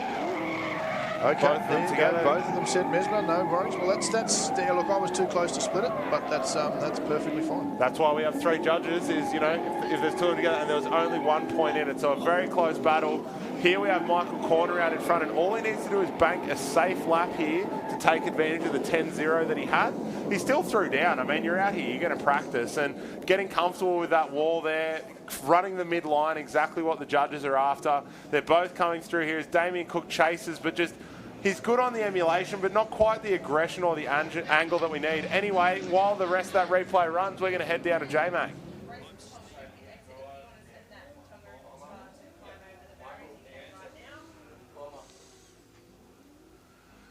Is that if you get onto motorsportstv.com.au, they also have an app and you can find them on Facebook. Make sure you do that while I, who knows, maybe take this thing for a little bit of a spin. Hey, fancy. Yeah, it is the company car, and company cars have a tendency of having the keys thrown around, so you never know, mate. Mate, I was lucky enough to head out in that yesterday with Shembry, and we had some fun out there. We were running some different lines, a little bit of practice, and Shembry was seeing just how many gears he could actually pluck in that thing and go up the hill. Which turns out to be all of them. It turns out it is all of them. Well, in fact, he got to number 4, and then once he started pressing that go pedal, we actually couldn't see anything as we went up the straight into the final corner. It was pretty exciting. Nice fun time getting out with Shembry, and yeah, we enjoyed it. So that is our Pro-Am battle tree finalised now. We have Mark McTiernan up against Jason Hayden. Flash Smith up against Brendan O'Grady. Roger Ianson up against Jack Gibbons. Daniel Mesmer up against Damien Cook. So that rounds out our top that's Michael 8. Corner. Michael Corner got through. Michael Corner at the bottom. You wrote it down yourself. You're reading it wrong. We'll go to the top 16 now. So we'll do the Pro top 16s. We'll go to Bo Yates, going to be facing off against Mitchell Doyle. Patrick Barley up against Aaron Dwyer. Alexander, and I can't really say Kantarowski very well, but I might have got it all right. He's going to be taking on Angus Kidd. Roger Ianson, who we're just talking about in the Pro-Am, is going to be bolting some semi-slicks on and taking on Kuder O'Huli. That's going to be an interesting battle for sure. On the other side of the tree, we've got Scott Shembry taking on Danny Probert. Mo O'Huli is looking like he's getting a bye at this stage. I'm just checking my notes. I think he's taking on Brad Toohey. I'm sure that'll drop in shortly. James Abbott up against Senatani, and Finney O'Hare having quite a good run, but coming up against series loader and FD driver Matt Van Kirk. That'll be pretty much to watch as well, Dave. Definitely. Yeah, Matt Van Kirk borrowing Paul Alexander's car from Running Hearts DC. Finney O'Hare's car also getting lent out there. So, yeah, it's going to be a hard one. Working out, if they do come together. Let me just trace this back through here. Oh, we do have a battle up though. We have Bo Yates running up against Mitchell Doyle here. Bo our top qualifier, but Doyle sticking with him in terms of pace. They switch back together, and Doyle just a step behind Bo Yates there, heading deep, and now Bo being able to stretch the legs of that Toyota Genuine Parts 8.6, rocketing away through the last section of the course.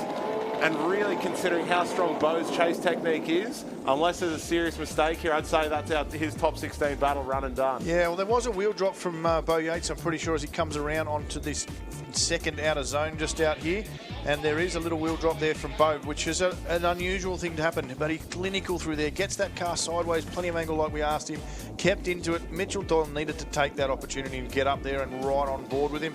He didn't, unfortunately, getting a little bit lost in the smoke, having a small bobble in the background. And while he was busy doing that, Bo Yates in that Toyota Genuine Part GT86 was disappearing.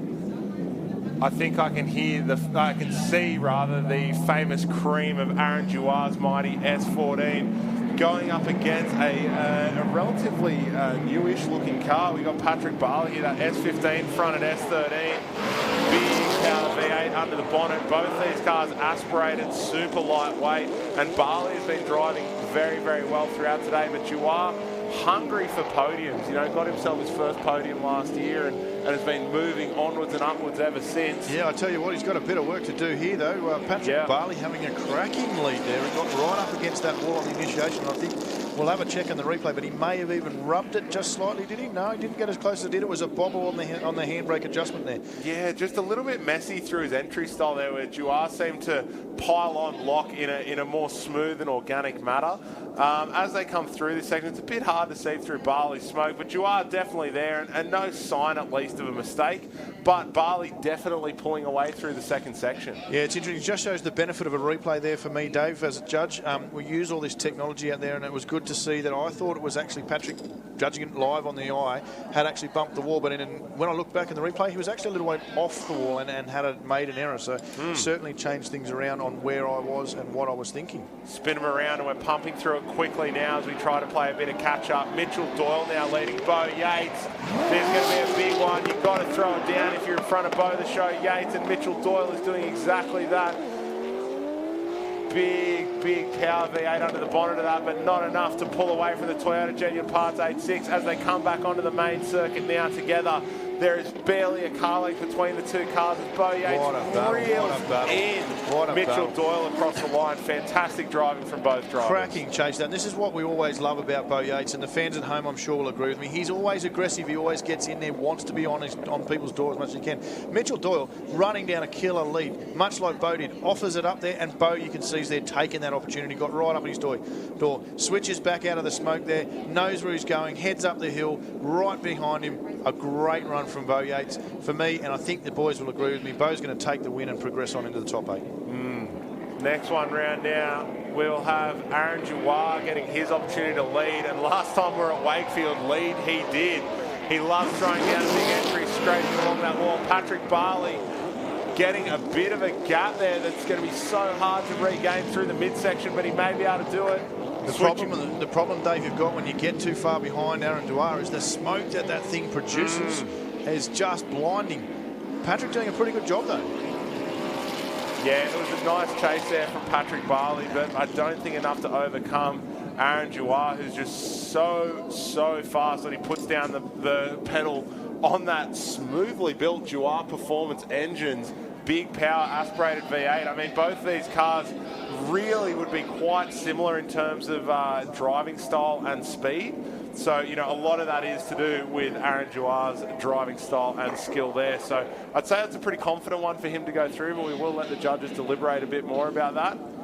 Both drivers had their pros and cons. Definitely, both drivers had their pros and cons. Wasn't a perfect run from either of them, but you could see in the replays that Aaron had definitely run a slightly better lead run. And when you compare, as we do, lead run versus lead run, I had to give the lead run scenario to Aaron Dwyer. And their chases were similar, but they're very similar. There really wasn't much of a difference in deduction. You know, Patrick was able to pull away a little bit from Dabs when he was in the lead, and vice versa when Aaron was in the lead, he pulled away from Patrick. So a great effort from both of them. I'll be interested to see what the guys have chosen, and I'm hearing over my shoulder now that they have agreed with me that Aaron Dwyer should go through, and I think, you know, not by much, and Patrick should definitely, you know, take a pat on the back from that because he did a great job out there. Yeah, remember, this is our Pro Series, so we're looking much more critically for mistakes and gaps between these two drivers, and you're right, we just had to pick out the small bits here and there, and really when you add it up and run the spreadsheet, Patrick Barley just that little bit behind. And, you know, fantastic driver, and I think if the positions were switched in Pro-Am, he would do quite well. But let's head down to J-Mac in the pits. Patrick Barley out at this point in time. It's tough to take, but how do you feel you went as far as showing off your skills? Yeah, pretty good. We had a pretty good run with Aaron, and he's quick. He uses a lot of throttle, and is one of those drivers that you just got to follow through the immense amount of smokes that he makes. But it was awesome battle. So I'm pretty bummed to be out at this point, but it is what it is, and we'll be back next round. So we are going to be seeing you at Queensland? Yeah, I'll be doing the full season this year, so we're locked in and ready to go. Are you making any changes to this car between now and Queensland? Yeah, we'll do a lot of research and development with suspension. We're still having a few problems with the brand new car, but we'll be back hopefully a little bit better next time. Well, it's incredible to see you out here battling with such high-profile drivers. What do you think of this layout here at Wakefield?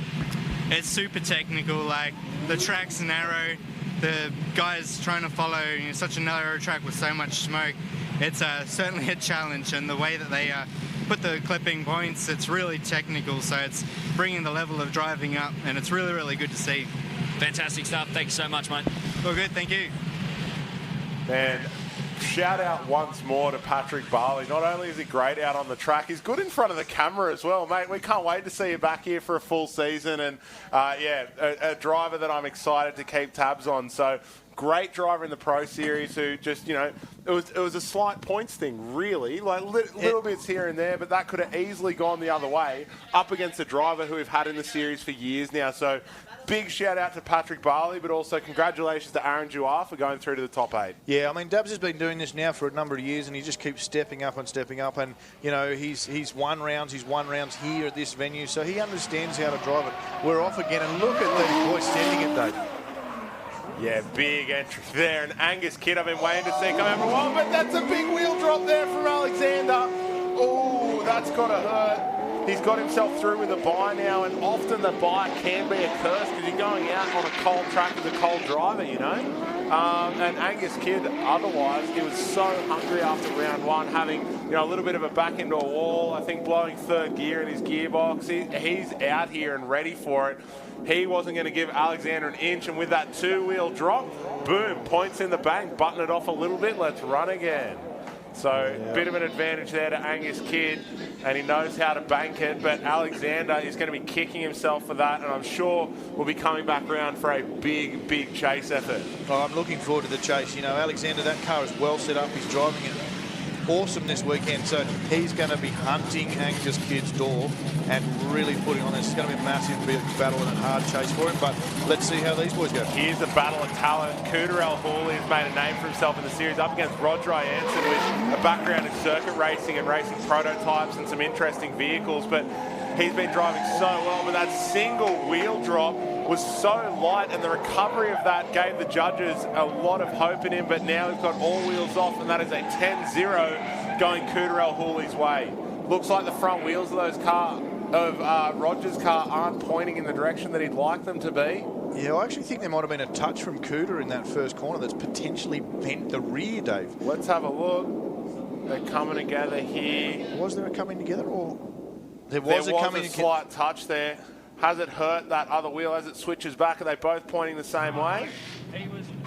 Yeah, they are responding to the steering, but yeah, potentially a bent tie rod there, because as he's gone straight, it looks like they were both kind of pointing slightly outwards. Interesting one, that one. I'd certainly like to see another replay when we get an opportunity on that one.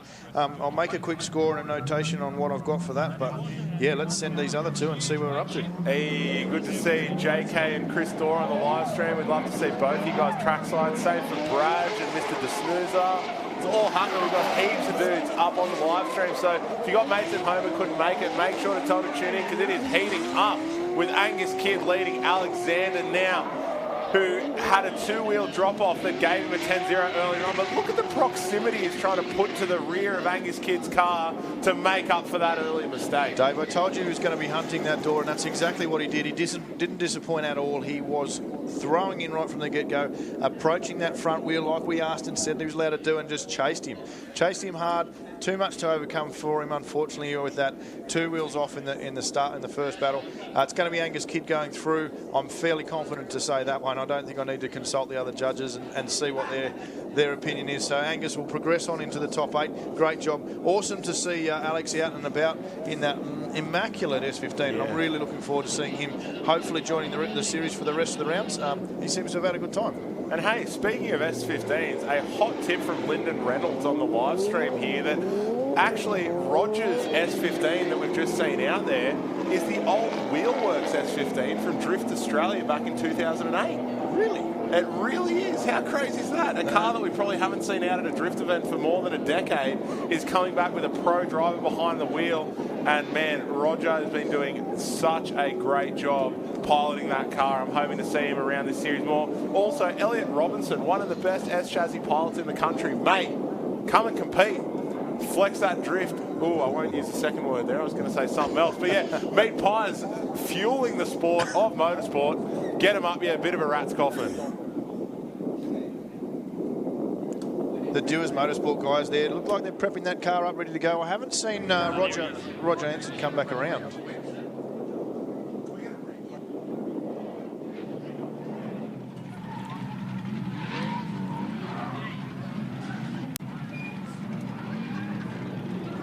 Got a few more pro cars coming around now. As you can see, Team Jouar Racing Engines putting some stuff together. I love that it's a big carburetted, dirty V8. It's unreal.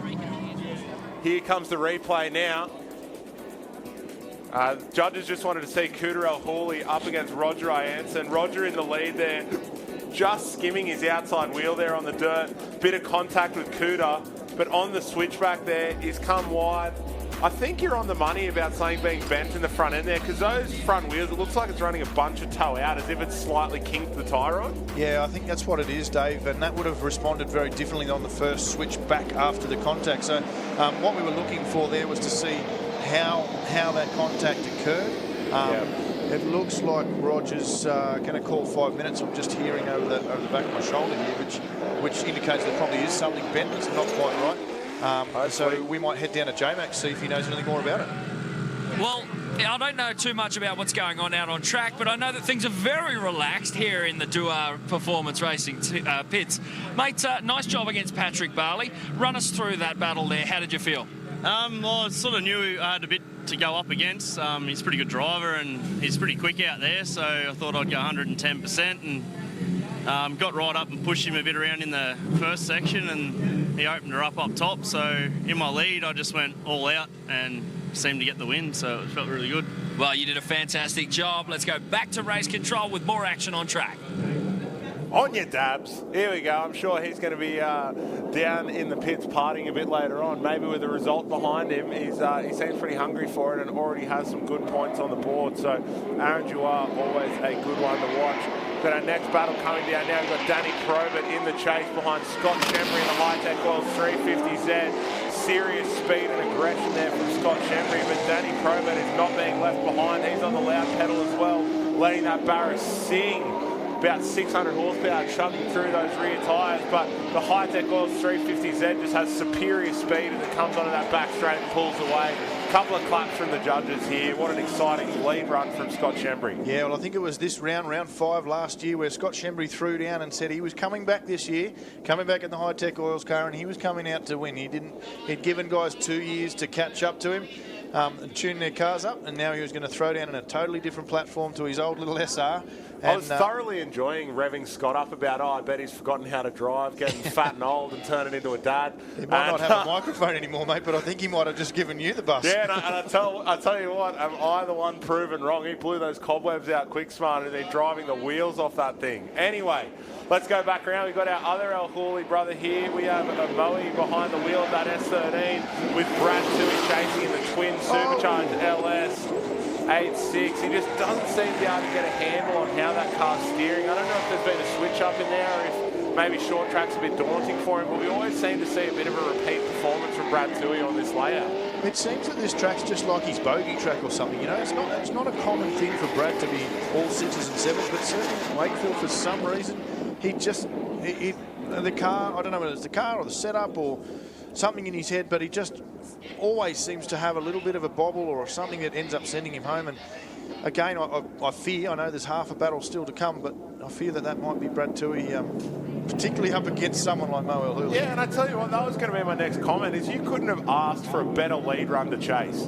You know what I mean? Like it was mid-track. He didn't go too close to the wall. He didn't go too far to the track edge on the way through the short track there. He left plenty of room to transition. He hit all the clips exactly where the judges wanted to be. That was the sort of lead run that if you're there to chase, you just tuck in, tuck in, tuck in. Yeah, so exactly. Really that's an opportunity missed by Brad Tui, and I don't think he's going to get many more if Mo El Hooley is now going to throw down to chase. Particularly because he's the sort of driver that will often sit down the lead line and he's so chaseable like that. So yeah, let's get on and watch these guys and see how Scott Shembry chases Danny Probert in that BXD, a bobble. Doesn't seem to have messed with Shembry much at all. If anything, it's allowed him to claw back some proximity. Let's see where that 350 pops out of the smoke, and it's chasing Probert down. But I feel that back straight, even if you have identical road speed, the fact that the lead car can get on it earlier than the chase car means you're always going to get a bit of an opening of a gap there unless the lead car is considerably slower. So hats off to Danny Probert for being able to show that that car has similar speed to the Hi-Tec 350 when it needs it. Yeah, no, a great run from Danny Probert, and the boys are really dialing this car up and getting it in tune. Danny finding the bits that he likes in it and getting it working. And, to run away from that 350Z up the hill is definitely no mean feat, so he's getting in there well. I actually gave a very, very minor advantage to Danny Probert in that one. Yeah. However, I think Scott Shembry overcame him as the more dominant driver. I think he'll go through when the other boys put their results in. But just a bit of a handbrake drag rather than that aggressive angle that the judges are looking for. Comes to the outside track edge there, and as they switch back together, Moel Hooley looks like he's having no trouble matching the pace of Brad Toohey out in front, tucking nicely into that nook left by Toohey. And as Toohey pulls away a little bit there, yes, like we were saying before, you do slingshot away, but Mo is just all over him. And that's the thing, Brad has led a really good chaseable lead run there, and Mo's taken those advantages. So the difference for me, two great lead runs, two runs that are pretty much in the zones they need to be, and the difference for me is definitely going to be in the chase. The only thing that's going to throw a bit of a spanner in the works there was on one of the replays I noticed that Mo in his lead run did drop a wheel just before the finish line. Yeah, that's correct. And it's like a small deduction. That's right, but, yeah. It's a half a point deduction for one wheel, so that brings it back a little bit and gives Brad Toohey a slight advantage, but it's not enough to overcome, in my opinion. The confirmation, though, that Mo has done just enough to get through there, and well done, mate. Good drive. Yeah, and just to go back as well, Scott Shembry did overcome Probert as we thought he would. So he'll go through to meet Moel Hooley, and that's going to be an awesome battle. I am already frothing for that one. Oh yeah, I like that you're taking in some Shembry vocabulary here. The lexicon is out. We're frothing, we're foaming. There's going to be limbs and wooders. Yeah, well, it's a bit different for the wooders this time. In the big V8, it's more like a wood. But it gets there, and it's going to be good fun. That's going to be a cracking battle. If you're feeling like you might need a quick break, go do it now. Come back and make sure you don't miss that one. We're going to head down to J-Mac just quickly in the pits. Danny Probert, a tough battle with Scott Shembry. Him taking the win in the end, but the XD, what a weapon. Yeah, look, Scott's a class operator, so we always knew that we had to throw everything down at it. To be honest with you, we were pretty scrappy yesterday in practice, so it was really, really good to be able to actually throw down some consistency today. So we definitely need to be working on our Friday game to get it up the ladder. Look, at the end of the day, I'd like to thank my sponsors, ACUG, Ryco Filters, Fuchs Oils for coming on board, Valino Tyres for helping us do this massive series. It's been so good to be part of the series, and yeah, we're really happy. You were saying that you were finding it difficult to get into the right headspace yesterday in practice. What changed today? Because you are a different man. Yeah, look, I think our big problem every round so far is being our approach speed to the corners. So what we really need to do is just redress a little bit, take a little bit of speed off the car, get settled, find the line, and then put the speed back in. And so that was our approach today. We slowed it all down, and once we started to be able to get into that first corner right, it made it all so much easier. So, yeah. Well done on making it this far. No worries. Thanks, guys. Super nice dude, and man, can he steer. It's great to hear from his own mouth, Danny Probert. Fantastic drive, and we can't wait to see him continue to go through this series. I mean, it was really only from his chase run, just losing that proximity, that allowed Shembry to pull away. But it really, that top 16 battle proved to all of us here that Danny Probert has earned his spot in the Hi-Tec Drift All-Stars Pro Series. And I'm excited to see him work his way through a bit more of the battle tree in coming rounds. Well, some news down from the pits too with the Roger Ianson and Kuda El Hooley battle too. Dave, just coming through there. The boys we've deemed that it was Roger's fault, that contact in the end. And so that means it puts him into 5 minutes to repair the car, and unfortunately he hasn't made that 5 minutes to get that arm in. So I'm sure J-Mac will get down there and get some insight for the fans at home on how that went from both drivers in due course. But that's going to mean that Kuda El Hooley will go through into Battle Angus Kid. So really, that means we've got most of our top 8 decided. We've got Bo Yates against Aaron Duar, Angus Kidd against Cooter El Hooley, Shembry against Mo El Hooley, and then now we need this battle to be decided. We have James Abbott leading Senna Tunney, and we'll also have Finney O'Hare battling Matt Van Kirk after this one. Jabbett in the lead, right against the wall there, doing well.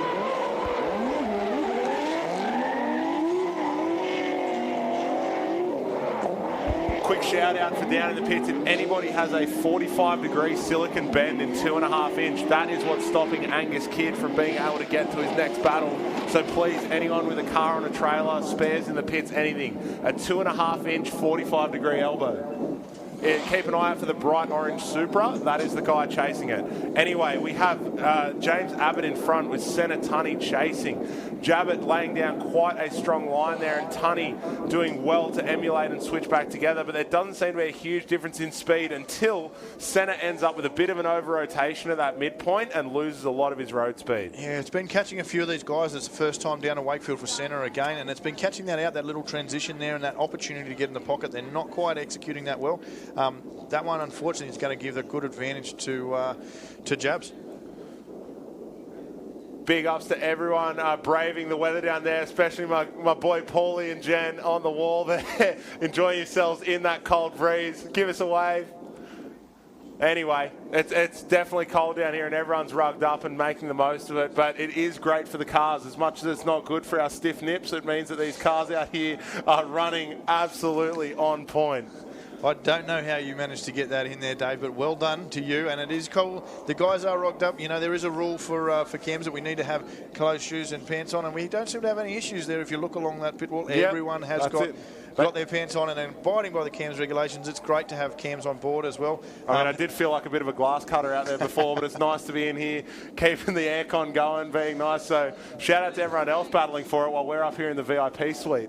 Yeah, it's lovely. It's definitely a good place to be. I'm enjoying my time here, I've got to admit. It adds a little bit of an element of extra things I've got to do, try and think and listen to you guys while making some scores, but it's going pretty well, and the boys have stepped up to in the judging booth. They're helping run those things that I would normally do so that I can be here today. And just a shout out again to our boy back home, Mr. Kennedy. He's at home sitting watching, wanting to be here, and I know I'm sure he's making more comments on the live stream, but Jake, I've enjoyed my time. I'm well and truly looking forward to you coming back and taking back over in round 3 so I can have a bit more of a cruisy afternoon. Shout out to Justin Gill from the Top End Drift Association, of which Danny, Patrick and Mitch are members.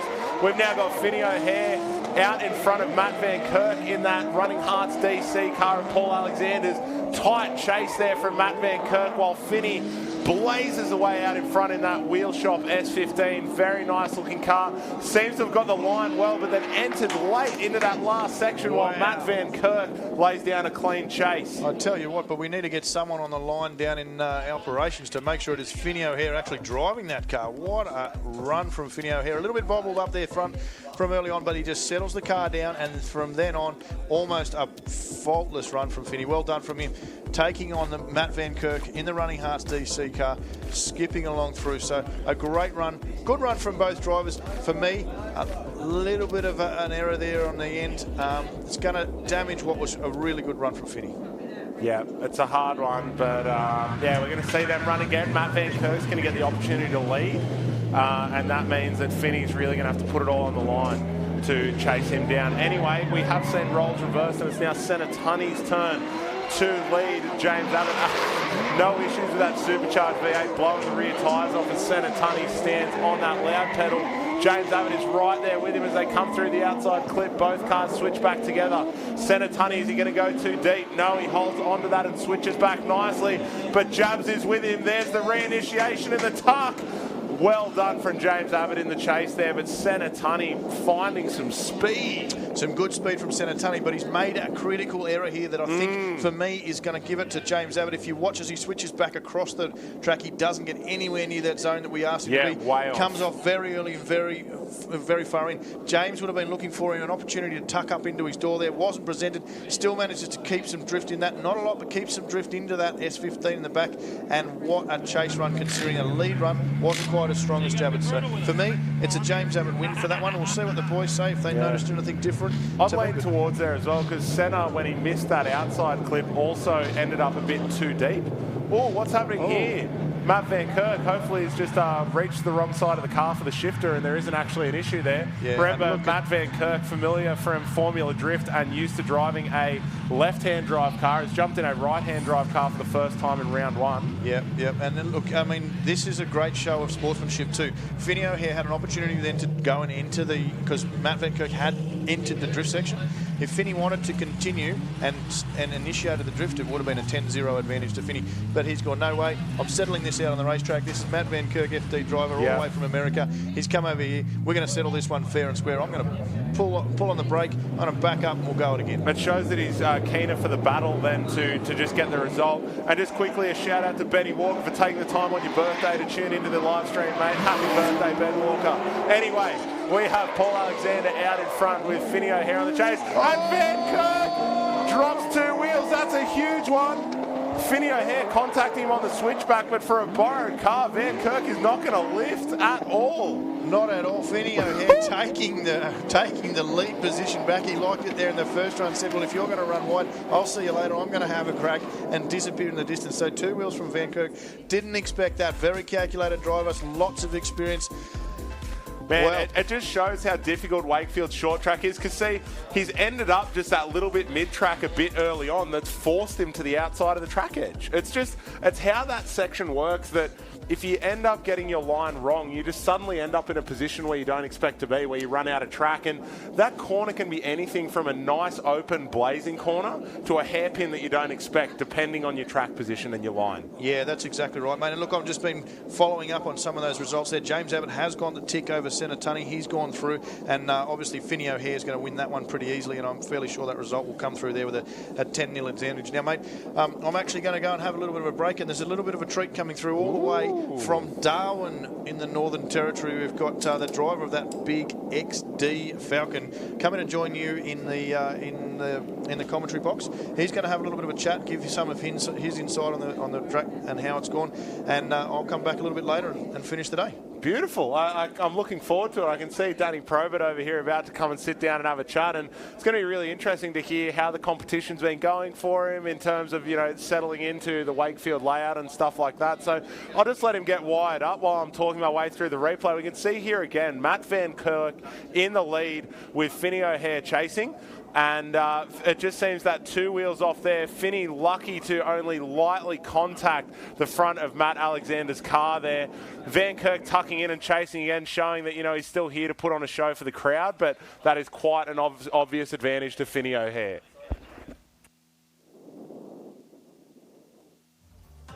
So I'm joined here by Danny Probert, the pilot of the famous X-Drift. Welcome up to the commentary box, mate. Thank you very much. You've got a great view here.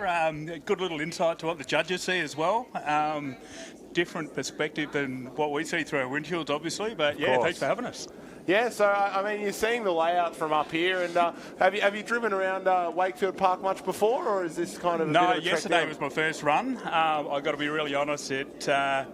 I wouldn't say it scared me, but it's difficult and technical. Yeah. The way the double apex off the entry, if you don't get it on the wall and you don't get the car turned around properly, you're in all sorts of strife when you get to the other side of the U-turn. So, for someone who's been out there driving both through practice and in the battles today, I agree with you where I think that first entry in the first corner is where that battle is run and done, and exactly, where you set your line. So can you walk me through some of the stuff that was going through your head to make sure that you were getting that line right? Basically, what we had to do, we just had to trim our speed a little bit. When we, similar sort of situation as when we're at Calder, we were far too hot into the first corner, which meant that everything was happening very fast.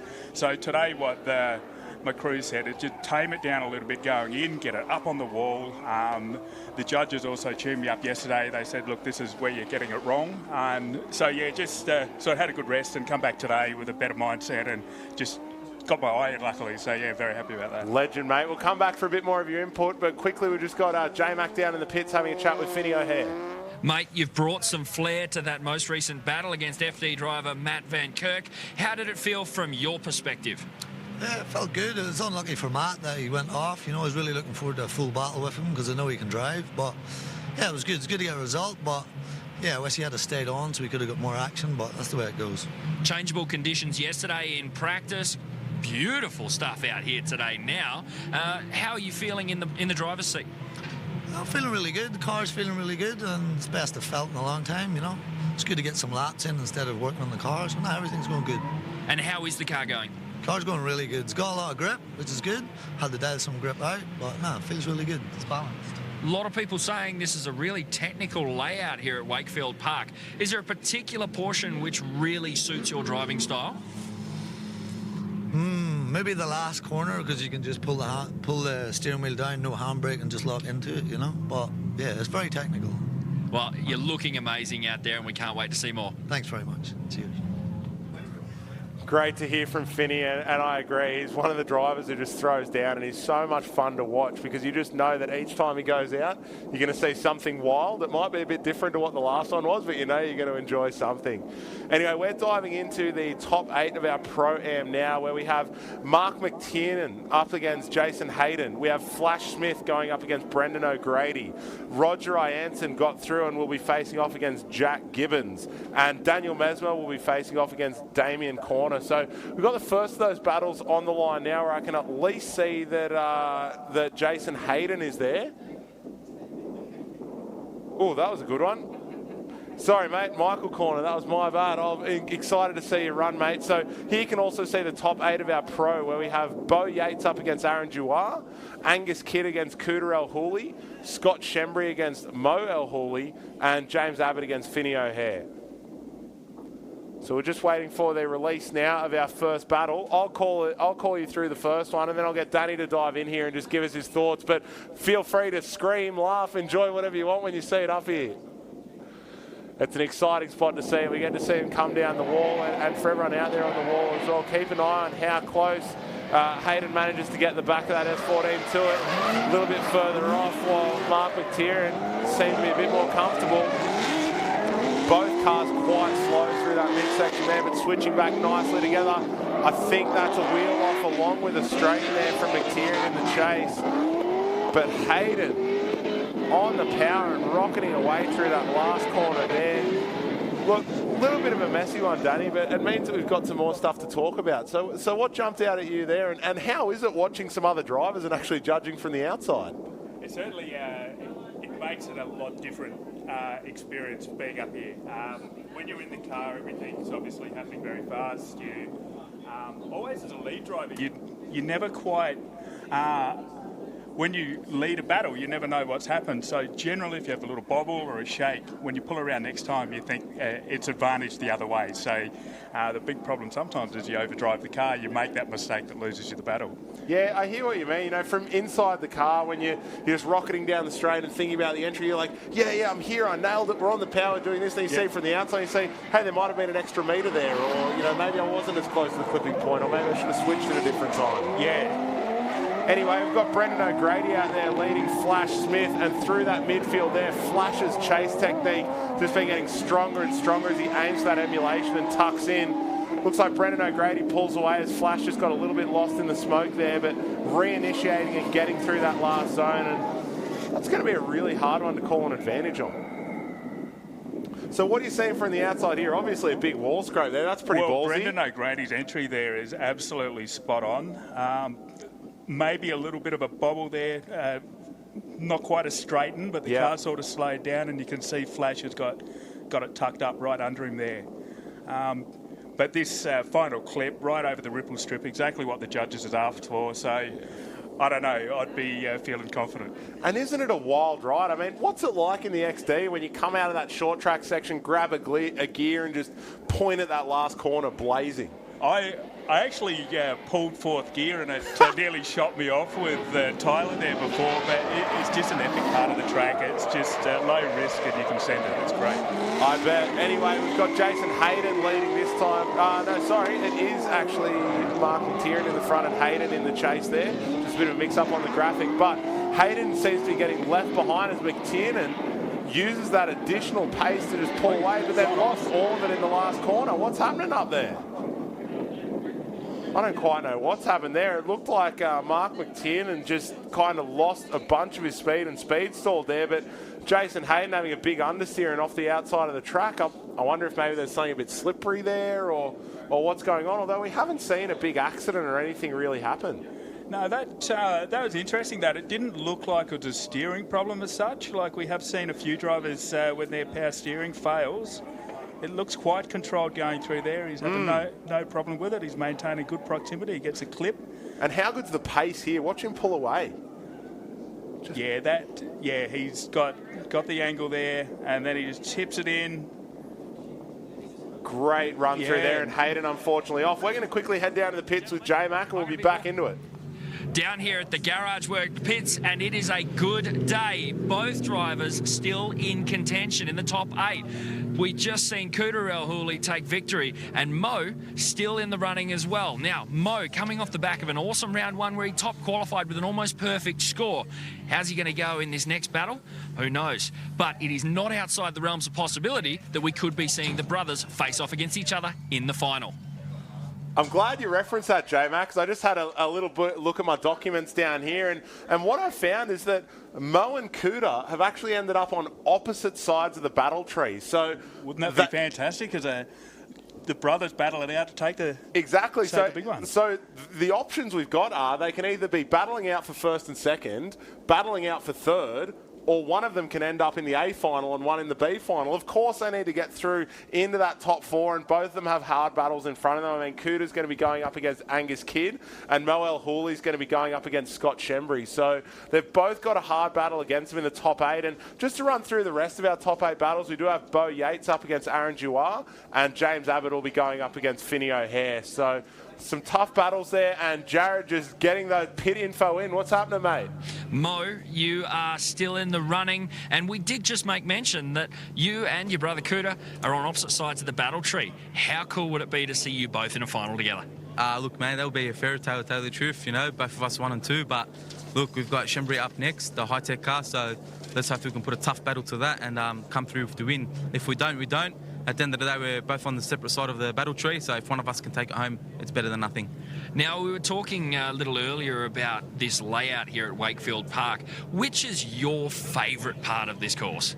I've got to call it, man. That back section at the back there is absolutely off chops. It is the best part of the track.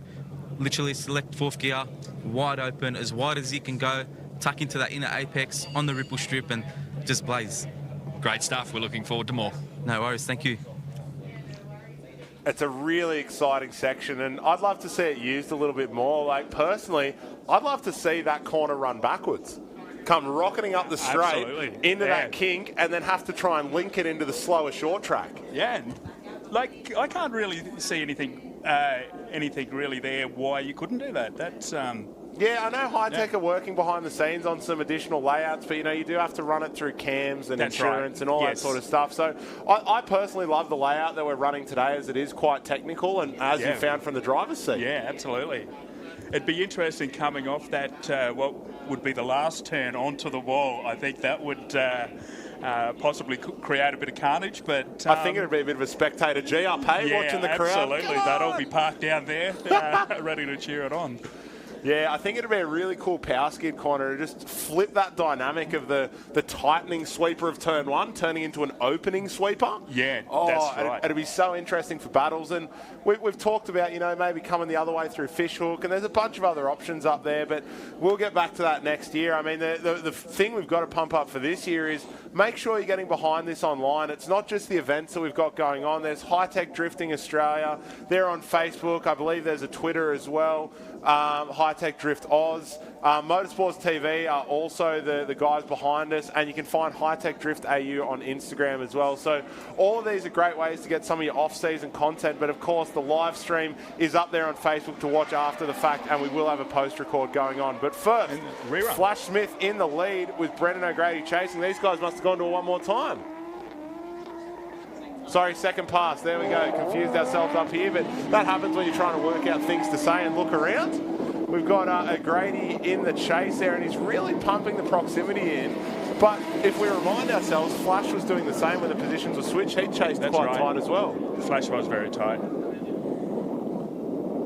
So So, I mean, what do you reckon would be going through O'Grady's mind, just knowing that Flash might have had a slight advantage there? Like, what do you got to do? Look, I think O'Grady would know that his first run was fairly solid.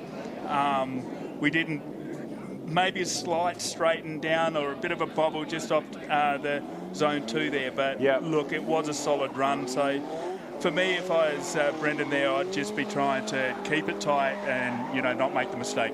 And hey, watching it through, there weren't really any huge notable mistakes, so maybe we're just seeing the future when we said one more time. Maybe. Who knows? That's going to be tough for the judges. We'll see where it ends up, but I think we've got a decision. Looking over here, so we have ended up with Brendan O'Grady getting the nod there from the judges, so he'll be facing off against Mark McTiernan in the top 4 final. But as you can see on screen now, we do have the pros coming out. That's Bo Yates in the Toyota Genuine Parts 8.6. We'll be going straight into our top 8, where Yates will be facing off against Juar. We'll have Angus Kidd against Cooter El Hooley. We'll have Scott Shembury against Mo El Hooley. And James Abbott, or Jabs as he's affectionately known, against Finney O'Hare. So a tight top 8, and each and every one of these drivers has the skill to make their way to the top of the podium. Have you got any battles you're looking forward to out of this lot? Look, I'd really love to see the Hawley brothers battle it out, but then, you know, Jabs and Shembury, and Finney, such a dynamic, exciting driver. Like, you just don't know what's going to happen. And, you know, drifting's like a spectator sport. It's something that originally had me gravitate towards it. So, you know, you have these characters. That top 8 is just on fire. Like, Angus Kidd, for example, will no doubt, you know, he's in the hot seat as well. Like, to take a word out of Shembury's lexicon, he would be foaming right now, ready to drive. I bet. Absolutely, yeah. Anyway, speaking of battles, we've got Daniel Mesmer in the lead up against Michael Corner. This is going to be rounding out one of our final top 4 positions, where we're going to also see Roger Ianson and Jack Gibbons go head-to-head. But first, Daniel Mesmer out in front, some nice speed, and also doing well with that reinitiation into the last corner, leaving Michael Corner behind a little bit. Daniel's so smooth. Yeah, he's a very good driver here, and, you know, it'd be interesting to chase because he does seem pretty smooth and lays down practically the same line each and every time. And he's getting the clips. And that must be such a hard thing, you know, when you're chasing a car that may not be getting the clips or may not be doing anything. I mean, how do you work around that? How do you adjust your line? I think at the end of the day, you've got to emulate the driver in front of you. So that's a priority. Like, you know, if a driver's slower, it's no good to be coming in fast at them. That's when you're going to do damage. That's when you're going to hit them. So what you really need to do is take their line and try and drive over where their front wheels have travelled. And if you can get that right, and, you know, not make a mistake on your lead, you've set yourself up for a win. It's all about not making the mistakes. Yeah, agreed. It's a hard technique to get down, but you seem to be doing pretty well with it. We're just going to head down to J-Mac again in the pits. Who you found now? Scott Shembury, you have been having a great day. How's it feel in that driver's seat? It feels really good, you know, the 350s there has been on point all day. The team have done a really good team. We've just been throwing tyres and fuel in, and it's been performing. Had an awesome last battle with Danny Probert, you know. He's new to the series, great character, great bloke. So got Mo Hooley up next in the top 8. It's going to be killer. He's been on fire. Obviously, both these cars put out a lot of smoke, so it's going to be interesting to see if we get on door, don't get lost in the smoke, and just put on a good show, mate. Is there anyone in this Hi-Tec Oils Drift All-Stars field that scares you? Nah, not really. Everyone's all good drivers, man. You know, at the end of the day, I've driven for a long time now, and I have confidence in myself in the car. So, like I said, just go out there and put it on. We're looking forward to it, mate. Thanks, mate. Good attitude, and I'm sure we're going to see some driving out there. As much as there's smiles on dials in the pits, it all gets serious when the visor goes down, eh? Oh, absolutely. You snap that down and the race face is on, and, yeah, go for it. Yeah, oh man, it's such an interesting one to see how much smiles and laughter and, you know, friendship and lending of parts and handshakes and whatever goes on in the pits. Oh, it's incredible. Like, you know, as soon as someone has the remote sign of trouble, everyone's on it. All right, here's one of our Pro-Am battles. We got Roger Ianson leading Jack Gibbons, who's been driving so well in that Running Hearts DC R32. One of my favourite looking cars out of the field today. It's just such a nicely prepared car. Managing to just fill up the rear quarter of Roger, but then losing that speed on the switchback there and allowing Roger to pull away onto the back straight. it's hard. You've got to maintain your road speed so consistently throughout this course, and we've just seen, Danny, how just a brief moment of lift can mean a huge gap between cars. That's right. It's a split of a second, and especially when the cars run on a fair bit of grip on the rear, it can straighten so quick, and that's the sort of mistake the judges are looking for. There it is right there. You know, it was as if, you know, a bit of room was being made there to allow Roger to move forward. Jack kind of just stayed off the power a little bit, but that was the moment when Roger would have been grabbing another gear, getting onto that back straight section and rocketing down. So even that moment of hesitation there, and I'm sure you felt this as much as I have, when you're chasing someone closely, you need to grab a gear when they grab a gear. That's right. You have to. That's exactly right. Here we go. Michael Corner in the lead now. Daniel Mesmer chasing. He's leaving a bit of a gap, but then Corner 2 wheels off. That's a 0. Corner nearly dropping wheels as well, but there was a 10-0 first through Michael Corner. They haven't given this battle up anyway. There we go. We did see a clean second half of that battle, but with 2 wheels off, as we'll see in the replay here, that'd be a 0. I mean, putting yourself in the shoes of Michael Corner, how does it feel when you make a mistake like that you know in the regs is just an immediate 0? It's disappointing. There's nothing you can do about it. You just got to gather it all up, and, you know, at the end of the day, we're all here to put on a show, so, you know, bring it home the best you can. Yeah, and I think that's the best attitude to have. You can see, like, you could easily have a sook about it and get off the power and let the other car go around, but you've got to stay into it for the crowd, for the driver behind you, just to make it look like a battle.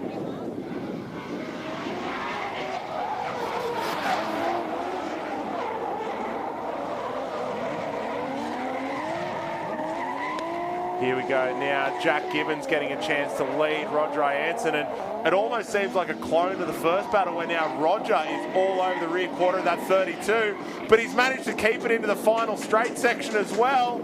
I was leaning towards Jack Gibbons in the first side of this battle, but now it's neck and neck. I'm excited to see what the judges say. Well, I reckon Jack's entry there is on point. It was and nice. Look, he's got the car nice and deep, and it comes around beautifully.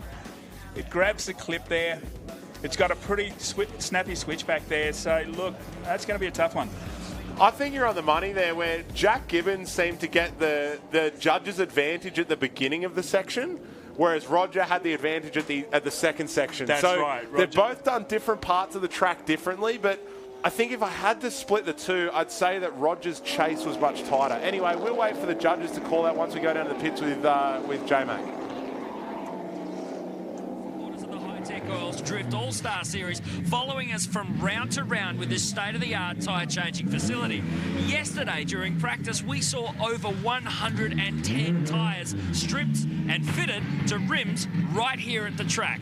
Not a bad effort considering how much these drivers torture these tyres. Man, there's certainly a lot of rubber that gets burnt out there, and there's still a couple of pairs to go to tyre heaven while Bo Yates and Aaron Dewar battle it out in the top 8. We'll see Angus Kidd going up against Cooter El Hooley and Scott Shembry against Mo El Hooley. And as much as I love both Scott and Angus, I've also got a foot in the El Hooley camp where I'd love to see them go through and battle each other. Of course, James Abbott and Finney O'Hare, the last of our battles, battle of the JZ powered S15, so that'll be an interesting one as well. Absolutely. I don't think I can pick a single driver here who is more or less deserving than the other, and I'm glad that they can do battle in a fair arena out here at Wakefield Park Raceway. This is a big draw card for this series. Like, you look at the quality in that field there, and these guys are on point. And from someone new to the series, if I was to win against any one of those names there, it would be like the best thing. And, you know, you'd go to battle and you've got to treat them as your equal. Yeah. But having said that, you know you're on fire if you could put one of those guys away. So, at this stage, that's what we've got our eyes set on. And, I reckon you've pretty much regurgitated what Angus's mindset would be right now, is that, he's entered this series and entered pro with a hunger to battle it out against the big dogs, and I can't think of a better top 8 to be a part of. Absolutely. And here we go now. We've got Bo Yates against Aaron Dewar, and Yates riding that wall so nicely there. Dewar is with him. Let's see if there's a difference in road speed as they start to stretch the legs of these two cars. Toyota Genuine Parts 86 out in front. The Dewar Racing Engines S14 in the chase. Big gap there from Bo. That's going to take a lot of work for him to get back. That car, you know, with the sequential gearbox, the really nice rear end in it, and a lot of grip in the rear, it just seems to be able to put down the power whenever he wants. And every run. Yep. Yeah, he's a very consistent driver. Aaron Duar, you know, he's got that aggression and he's got the style, and that car is very quick and very light, but it's interesting seeing the difference in the two drivers. Well, you know that Duar would just be in there, ready to go, like champing at the bit, wanting to race. And Bo would probably be going, okay, well, I need to clip here about 5 mil closer and do this and do that. And it's only in a sport like drifting that two such different drivers can go neck and neck on a level playing field. It's amazing. Here we go, Shembry now out in front of Mo Hawley. Here we go. Mo nicely tucking into the front corner there. Great proximity. Shembry's going to know that he's going to need to pull away here. As they switch back together, there's a little bit of a gap with that Hi-Tec 350Z. And then on the loud pedal, off he goes while Mo Hawley fishtails away, left behind as he comes onto the main circuit there. That's a big mistake in the second half of the section. You can see Scott's obviously excited about that. I think he was fist pumping in the cabin there. But yeah, beautiful run by Scott. It just goes to show he's so consistent. I think maybe, I think that just the initiation of the chase car there was a little bit late, and that's a problem if you get the entry wrong to this circuit. It owns you and it compounds every corner. Yeah, early you end up making that corner so much sharper than it needs to be. Late, and you're lucky if you can pull it in there before you hit dirt. That's right, yeah. The tyre barriers come up fast and you know you've got it wrong. Hey, there's definitely a Shembry fan squad on the live stream. Everyone talking about some full froth, getting a bit of limbs. Everyone's keen here, but I think every driver here deserves a round of applause and a pat on the back. And we aren't done yet. Bo Yates chasing down Aaron Duar here. Both drivers nice and tight there. Bo with probably the earliest switchback I've ever seen in short track. Wow. But you can see Duar slingshotting away a touch, but not enough. And that Toyota Genuine Parts 86 reels it in across the line. So, I mean, what are you seeing here? How would you separate these drivers? Look, there's not much in it on that run, I've got to say. You know, Bo has clearly got the car moving where he wants it. He's millimetre perfect on the switchback.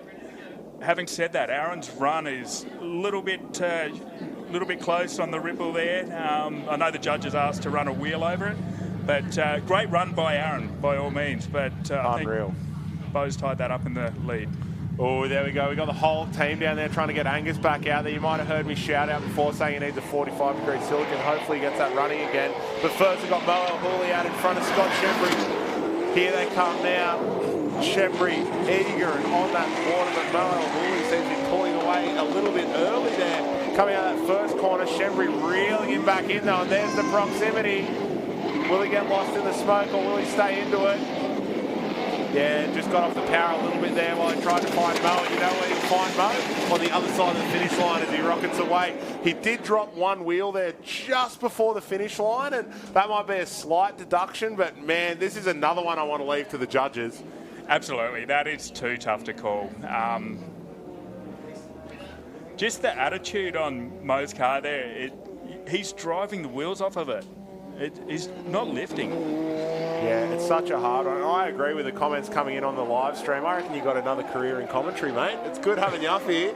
It's been fun. It's just great. It's just great to get another driver's opinion, especially when you're hot under the collar after having some battles. Yeah, I've only just caught my breath, but I'm loving seeing you actually being in the tower here and watching what you guys see. It's great.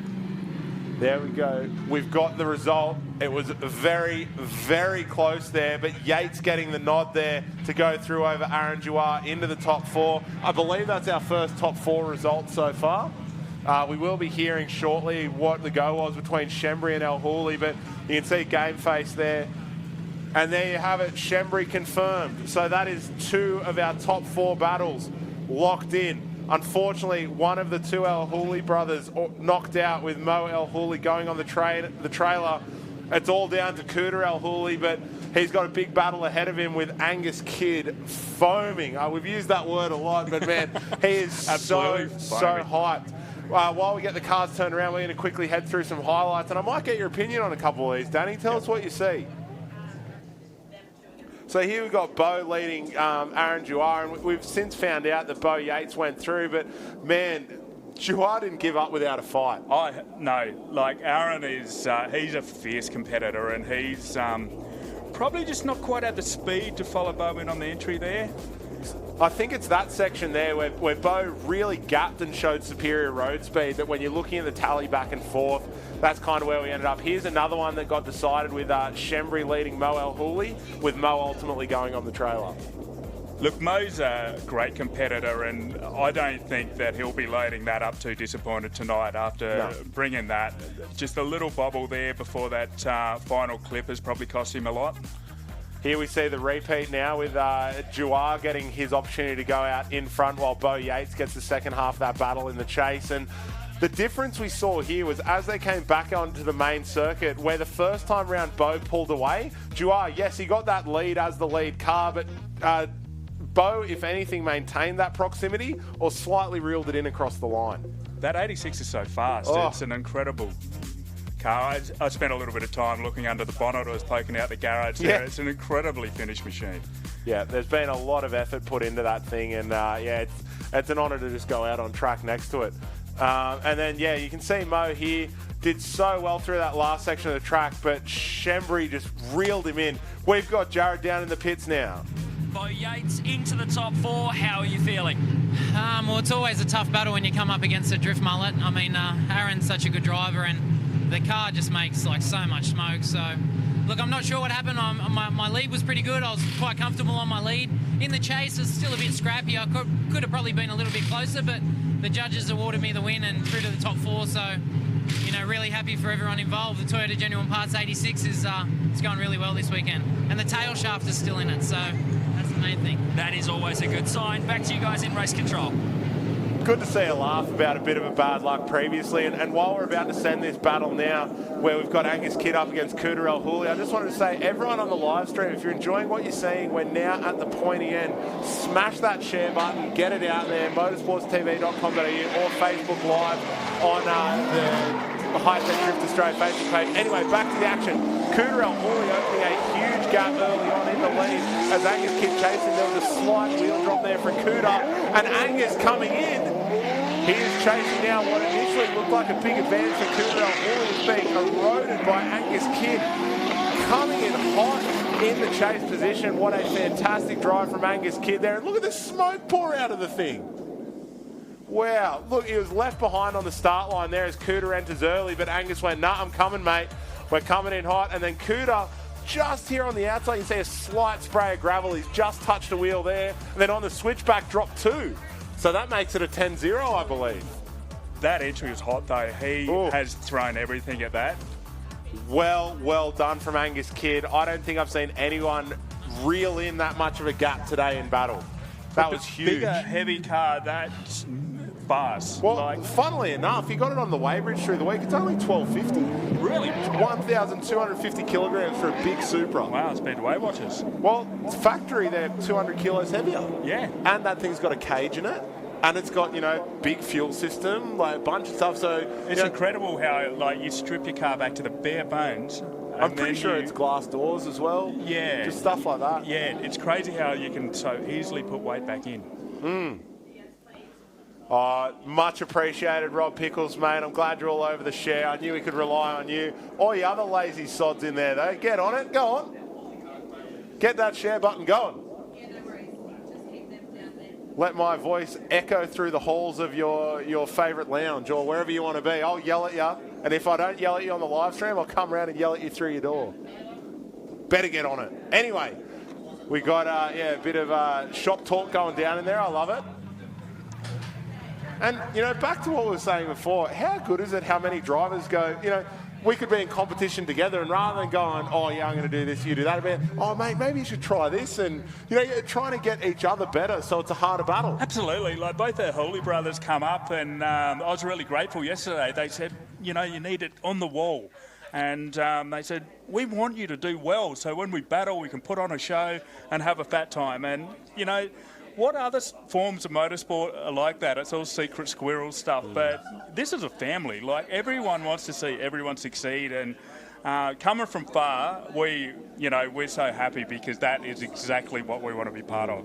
We're very happy. Credit where credit's due, mate. Like, I could see that feedback. Like, I didn't see you driving yesterday, but what you're saying now makes a lot of sense, because watching you through the battles, I was like, man, that wall proximity is really, really good. And also, your car was one of the few that coming onto that back straight there could match the speed of Bo's 8.6.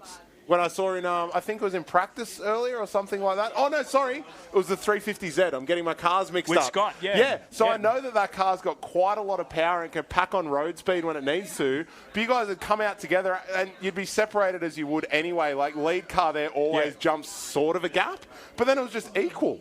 The whole... You've had such good speed. You've been transitioning really well. A lot of your entries have been strong. And I just figured while you're up here and we've got a bit of downtime, credit where credit's due, mate. You drove really well today. Yeah, no, look, I certainly, I think I got the monkey off the back with the boys at the Allstars last night. And sort of driving, so I only had one beer. But it's just good having a chat with a few people there and realising that what I'd done yesterday wasn't as bad as what was in my mind's eye. And, yeah, I just had an early night and got up and, felt it today. I could feel it. So, yeah.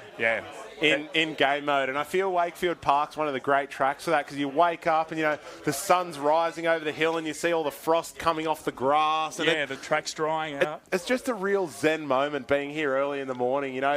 There's not a lot of noise around from anything else. You hear the cars starting up and the tyres being unloaded. And I feel both here and Queensland Raceway just have a pit vibe that's not really matched by many other tracks. You can tell there's a lot of history here. You feel it in the pits, the cars that have come and gone. And they had... trucks here last weekend, is that right? Yeah. We a couple of times we've run drift events here, like grassroots ones with Revolution Motorsport, and in the lunch break the trucks will come out and do some testing tunes. It's insane.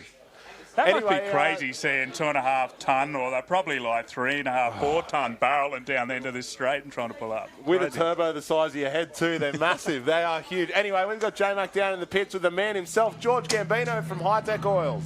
The director of Hi-Tec Oils, George Gambino, and we're here in the pits at an incredible event, a great turnout for drivers, and an incredible day of battles. How is it? Yeah, it's fantastic to watch this amount. That's our biggest field we've had so far in the Drift All-Stars. Pro-Am's stepping up a bit, which is great to see. We've got a good track today. We've got some great weather. And, I'm loving it. The drivers are loving it. And it's all great. It's all like a big family now. We're just going to make it bigger and better. Melbourne was fantastic. Wakefield Park is shaping up to be an incredible event. We've got Queensland coming up, but you've got a great group of people and sponsors around the company and these events, don't you? Yeah, we can't do these events without those sponsors and their partners in the business, so we're really happy to have them on board. We took a few for a ride yesterday in a couple of the cars. They're getting excited about it, and we really are making drifting what it should be up there. I have to say that there is a real sense of community down here in the pits and out there in the spectator mounds, which is really encouraging to see. And when the action is as hot as what we're seeing on track, geez, it's a great place to be. Yeah, I mean, where else would you want to be here watching all these guys put all their talent to the track? And it's good to see our Darwin guys are down. We've got guys from everywhere coming now, so it's very good. Got some big announcements that happen in the next few months, which is even better. Hey, I reckon you need to have a chat to HR and get that Danny Probert guy into the commentary box. He's doing a great job. Put it there, mate. Thank you so much. No worries. Happy to have you. Thank you. Back to you guys. I agree. It's positive feedback all round, mate. It's just as fun having you up here as it is seeing you out on track. Oh, loving it. The whole experience is fantastic. Yeah, it's cool being up here and seeing it from a different angle and seeing how busy the judges are. I mean, they're always running around and comparing scores, and hats off to Mackie before being able to get here and have a bit of a chat with us while some of the other judging was going on. But I agree, there's going to be some real deliberation and maybe even some not so heated arguments going on about who deserves to go through now that we're at the pointy end. So we have heard from the pits that Angus Kidd and Finney O'Hare have both called their 5-minute rules. So they're the other two sides of the battle that we're going to need to decide the top 4. Angus, I saw front up to the start line and get towed off track. So he ended up, there might be an issue there. Finney hasn't fronted up as of yet. So both drivers calling their 5-minute rule. And as a result of that, we're just going to duck over to the Pro-Am top 4. We figure we might as well run through the Pro-Am top 4, get our finals finalised, then we can come back and run through some of the Pro. Absolutely. It'd be really good to see both those guys face off for that top spot. There we go. Yeah. We've got a whole team there rattling away, and I know that this car's seen a lot of late nights recently. Trev's there, the trusty offsider, throwing spanners around, while Angus, the driver himself, shows that he's no rock star. He built this car as well as drives it. You know, fantastic There's effort, no big fancy mechanical team there, you know, taking it over for him while he sits in aircon. He's making this happen. That looks like a power steering belt's come off it. Yeah, potentially lost the belt, or I'm thinking reaching down there, maybe the crank trigger unplugged itself. Oh, no, like it stalled out on the line. It seemed to be, yeah, because it rocked up to the line and then they towed it off. Yeah, maybe it was a belt off and it started getting hot, but it looks like they're in there. Yeah, actually, maybe you're right. They're putting the tension back on the alternator. I don't think we'll know, but there's certainly no shortage of help. Yeah, they look busy down there. But look at this. You've got Shembry in there. Seen a few more, you know, other drivers. Everyone wants to see this go. Oh, I think that's and Bono he's in the back car. on. That's a good sign. Don't worry, Jared, you look great. I'm actually down here at the moment and I have some information.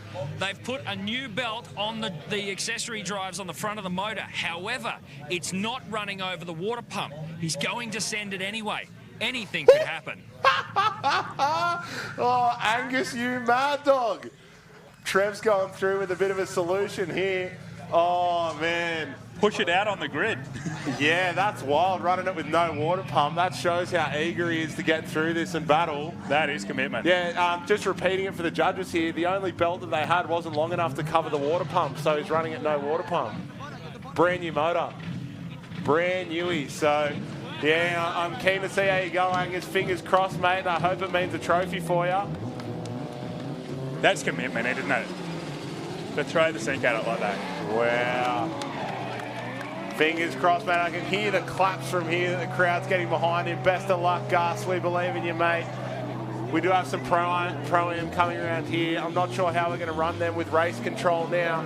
We might just let Pro-Am do its thing. Maybe let Angus's car cool off a little bit as well. Let him stage up there and get ready to go. So he's really going to be up against a battle of starting out with a dead cold car, trying to get the car warmed up, the tyres warmed up to the start line, and then through a battle without it overheating. And then to bring it back around. Because once it's hot, it can't cool off. Anyway, J-Mac might have a bit more for us. So apparently the back of the belt was running on the water pump. However, it's running the wrong way and it's not full contact. Literally anything could happen, as I said earlier, but these guys have just thrashed their hearts out to get Angus Kidd back onto the grid. Oh, man. It's the dodgy mods that make me love this sport. The way that people just know how to get their car together and back out there. Certainly improvisation. If he's lucky enough to be able to move that water one way or another, it probably doesn't need a great deal coming through, but if there's some contact, maybe that'll work. Let's hope so. Well, it's on ethanol, and I believe it's like a pretty fat tune in it. So I know personally my car, like when you give it a hit on E85, the water temp goes down. So, you know, hopefully that colder burn of ethanol helps him out a little bit as well. It's got a very large injector in it, and I imagine there's quite a lot of fuel in there to make that 500 kilowatts. So whether Trevs is going to whip the laptop out in between runs and maybe drop some timing out of it or something like that. But either way, we've got the Pro-Am coming around. But Race Control have made the decision to let Pro run through just to get that battle run and done. So Angus Kidd is out there. I can also see Cooterell Hooley coming up against him. We're going to run this quickly with sympathy for that poor little freshly built 2J. Oh, I saw this thing in pieces just before round one. Like the car apart in a workshop. The crank was getting machined in Queensland. Like they nutted away to get this motor together, and now he's happy to pop it. Jared's just got a bit more of an update. Pit lane was a chaos-filled area just a few moments ago. 3 5-minute rules, all in one hit. Vinny O'Hare had a catch can fall over in his boot. He came back into the pits to fix that up. We saw Angus Kidd's water pump problems and the shredded belt. Cooterell Hooley came in with a bent front left knuckle and managed to get that sorted, and looks like he should be back out. Carnage at the pointy end of the field, and that only means that it's going to throw some spanners into the works, and we're going to have some interesting battles coming up. I'm excited, Danny. Absolutely. Like, you look at that 5-minute rule, that is seriously not a lot of time to get, repairs like that done. Here we go. Angus Kidd out in front. Cooterell Hawley chasing. Hopefully we don't see the kettle boil on that big game on Motorsport Supra. It's out in front and Cooter's off. That's a 10-0. That is huge for Angus Kidd. I feel he could have got himself an advantage by the way he's driving out in front, but shut it off and let it cool down, mate. That is a 10-0. Oh, he's cooking away there. Oh, he's never going to give it up. But, man, that is huge news there with Cooterell Hawley going off. He's just thrown that. Man, bent knuckle. Maybe that thing's not reacting the way he wants it to because it did have a pretty big contact with the track edge. He comes in here, I think got lost in the smoke. he just hasn't got it to turn. But did you see the front wheel bobbling away there as well? I think there's more to that steering issue Possibly that meets the wheel eye. bearings failed, We saw it through there. And there we go. It's called as Kidd going through. There we go. That's the second run of the battle. So Angus Kidd getting a spot in the top 4. It's time to go back to the pits and frantically thrash away on that thing. The last of our pro top 8 is coming around now with jabs up against Finney O'Hare. Oh, it's been a roller coaster, mate. Yeah, this battle here is going to be exciting. Like, none of these guys are going to give an inch. They're both Jabs and Finney. My God.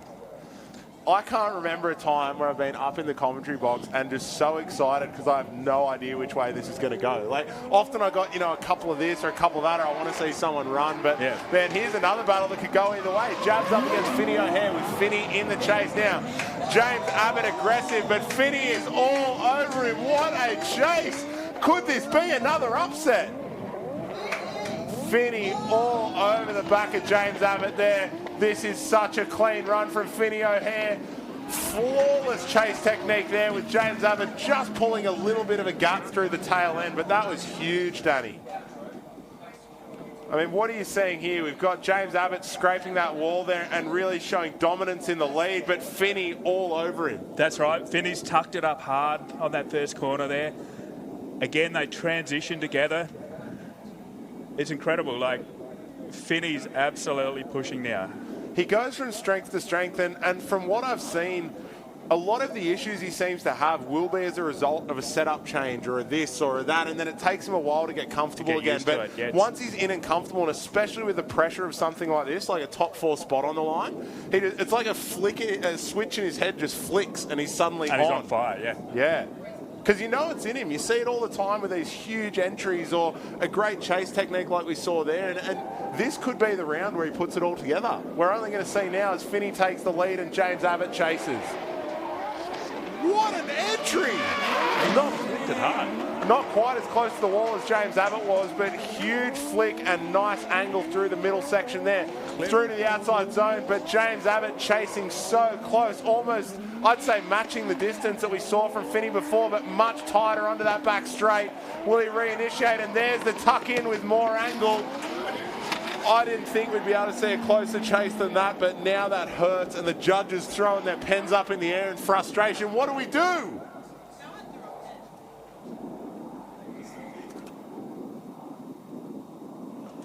Oh, it's such a hard one to decide. I don't know how they're going to come through with this one. Finney putting together a fantastic lead run. J-Max down with Angus Kidd. How's the car going after that battle, mate? Ooh. Well, you heard the question. I guess we put it straight to you. Well, car's running okay. It's good. We managed to limp it across the line with a backup belt. Wasn't quite the right size and it wasn't spinning the water pump. But for one battle, that was fine. That got us through. So the boys are changing the pumps now. Oh, sorry, they're changing the belts and making sure the thing hasn't overheated. Other than that, the car's perfect. It's gripping up, nitrous, everything, the whole bit. It's fantastic. I'm loving it. So Michael Ginn, who's just a couple of pit bays down from you, has kindly donated an accessory belt to get you back in the game. The team has jumped straight on that. They've poured water all over the front end of this thing. How are you feeling coming into the next battle? I'm feeling good. I'm feeling confident. We've got a bit of rhythm now. I'm feeling smooth in the car and the boys are on top of things, which is great. So, yeah, only good things can happen, I hope. We are looking forward to it. Back to you guys in race control. Man, that's huge that Angus managed to get through there with a bit of a limper setup and then borrow some parts and get in there. So Angus will be facing off against Bo Yates, and we have just had the confirmation from the judges that as much as Finney's chase run was incredible, James Abbott matched that proximity and then some through the last section, much more angle and really dominated the line there through the last section. And combined with his entry being better on his lead run, there was just a few things going James Abbott way. So it will be a Blaze unit showdown with James Abbott and Scott Shembry going at it to see who gets into the main final. But first we've got to get through our Pro-Am, and here we have Brendan O'Grady out in front of Mark McTiernan.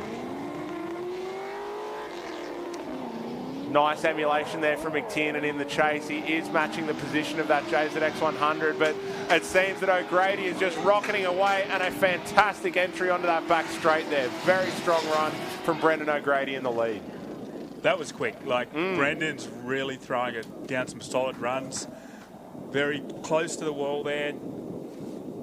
He's got it deep. Yeah. And he's been able to get it around up to that final clip. A good transition there. And out he comes and sets himself up for that final kill. Yeah, really, really nicely done. And I don't know, I just can't help but lean towards the side of a JZX. I really like that thing. Beautiful car, don't it? Yeah, he's doing really well out there. So big pat on the back for Brendan O'Grady, who seems to have a slight advantage, but Mark McTiernan still has the opportunity to go out in the lead. We do have the other side of our top four now. We have Roger Jansen up against Daniel Mesmer, our reigning Pro-Am champion.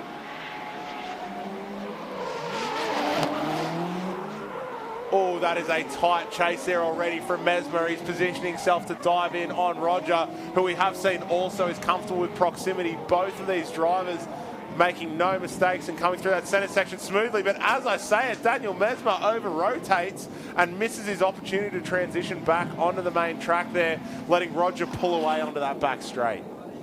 Roger's just so consistent. He's been driving well all weekend. Very good driver, and I hear he knows his way around JDMX Park from James Dean Martle, one of our judges up here. Look how nicely they were separated here, but then watch, Daniel Mesmer, he just goes that little bit too much angle there, and then by the time he transitions, later, bro, Roger is gone. Maybe just a little bit too much throttle there from Daniel. Yeah. It's time to wind it off, and he's just given it that one last stab, but yeah, that's just turned the back of the car a little too far for it. It's a hard one, but we're keeping the action rolling now. Mark McTiernan out in front with Brendan O'Grady on the chase, who has already bettered Mark's line by getting close to the wall there while still maintaining proximity. Will he be able to continue this throughout the run? Transitioning together, but Mark McTiernan pulling a gap, and he's now dropped 2 wheels. That is huge as Brendan goes for the overtake. That is massive. He knew that he could have had the overtake, but he pulled back to let Mark maintain his position as the lead car. That is huge. I reckon we're going to see Brendan O'Grady going through for a finals battle, but I will let the judges give us that final nod.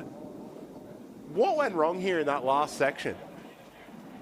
I think you start getting fairly excited when you're steering, and again, just you know, everyone wants aggression, or the judges want aggression, and sometimes it's so easy. You just lay a little bit too much in it, and then the mistake's made. You're right, it happens. It's easy enough to do. We've got J-Mac down in the pits with the other half of Blaze unit. Jab it on the mic. Let me set the scene. We're coming up to the top 4, and not 1, but 2 Hi-Tec Oils Blaze unit cars are locked and loaded. James Abbott, how's it been going today? Today's been, for me, it's a new car, second time in the car, so I'm still trying to get my head around it, but after a disastrous round 1, starting to get that comfy in the seat and progressing through these battles. Next, we're going to have my mate, Shembry, which is going to be interesting. I was just having a laugh with the team boss, explaining that when me and Shembry drive together, there's usually a bit of panels rubbing, so there might be 2 new Hi-Tec doors required after this battle. Well, you heard it here first. Shembry and Abbott. Let's see what sparks fly. Back to you guys. Oh, mate, I'm keen to see the rub up. I mean, I think there'll be a bit more rubbing after hours when a couple of beers are cracked. But for now, it's all out on the track. I think there's going to be contact. Absolutely. Oh, it's a battle I'm excited to see. Every time you see Jabs and Shembry drive together, it's just a sight to behold. But, you know, it's definitely had a bit of a switch up. Both these guys going to pretty new setups. But anyway, back to the battle at hand with Roger Jansen throwing down so early all over the rear of Daniel Mesmer, switching back beautifully together. Mesmer dabbing the handbrake, unsettling Roger slightly, but he has recovered perfectly, maintaining proximity. And here comes that final entry. Very, very nice chase technique there from Roger, while Daniel Mesmer just seemed to have a few speed stall moments in there. His entry here is lovely. Like, he's opened up a night, plenty of room for the chase car. and he sort of has a bit of a second grab at it here. He's got the clip though, so there it's not too bad. It's just more there where, again, he's over-rotated a little bit, used a touch too much angle, and then you see Roger going, oh, okay, I'll react to that. Yeah. And then they both come through together. I think just Daniel Mesmer's run, as much as it might have looked aggressive and had a bit of angle, they were kind of in the wrong places, and it slowed him up as a result. It did, and Roger's, like, he's not making mistakes, so... No. You know, unfortunately for Daniel, that might be the trailer for him. I reckon I'm going to come with a temporary nickname for Roger as Baby Bo. He seems to be just coming through and just flawless, same run again and again and again. Oh, is this what you wanted? Would you like me to run this line? Would you like me to chase this close? Yeah. And I'm just so glad that there's more drivers like that in the series. And we've seen everyone really getting more clinical, but everyone's got a different approach. You know, personally, I love that fast, aggressive flick. That's how I like to drive. Some people are very clinical. Some people like to be measured with where they go. So there we go. There's the confirmation that Roger has gotten the nod there. He'll be facing off against Brendan O'Grady for the top step, while Mark McTiernan and Daniel Mesmer battle it out for third. But here we've got some top 4 battle highlights. Talk us through them, Danny. Well, Brendan, he's been driving strong all weekend. I spent a little bit of time watching his Turn 1 entries yesterday, and he's obviously very confident at the moment. You can tell with the attitude on the car, it's moving nicely for him. And he's obviously, you know, he's gained the advantage just by being consistent, being smooth. And here we have Roger, and like again, all weekend, Roger's got himself dialed in very early in the weekend. He's developed his line, and then he's worked on his speed. So over the weekend, we've seen Roger really step up the speed, but he's maintained the clips, and he's ticking all the boxes. So no real surprise he's gone through this weekend. Yeah, personally, I love the story of Roger, and I'm really impressed with someone who comes from circuit racing to drifting. But one I've been watching is Brendan O'Grady. He's just come in here, and he's done so well in that JZX 100. Mark McTiernan throughout, we've seen some good stuff, but we've also seen some inconsistency from him as well. Whereas Brendan O'Grady just seems to be, you know, working it up consistently, getting better and better and quicker, and has earned himself a spot, you know, fighting for the final. Absolutely. And I think that's how you develop your consistency. If you are always too hot, you make a mistake, it dents your confidence. Next time you go out, you try and mix it up. So when you're moving off the line, you're trying to change things. What you should be doing is thinking about nice things and sending it, not overthinking it. Agreed. J-Max down in the pits now for the inside word. Controlled chaos is the order of the day in the pits for Angus Kidd. At the moment, the crew still trying to get the replacement belt, courtesy of Michael Ginn, onto the front of this motor. Now, a slightly different pulley setup means that things aren't exactly going to plan. We'll see how it shapes up, because there are only minutes to go until Angus needs to be on the line, ready to battle.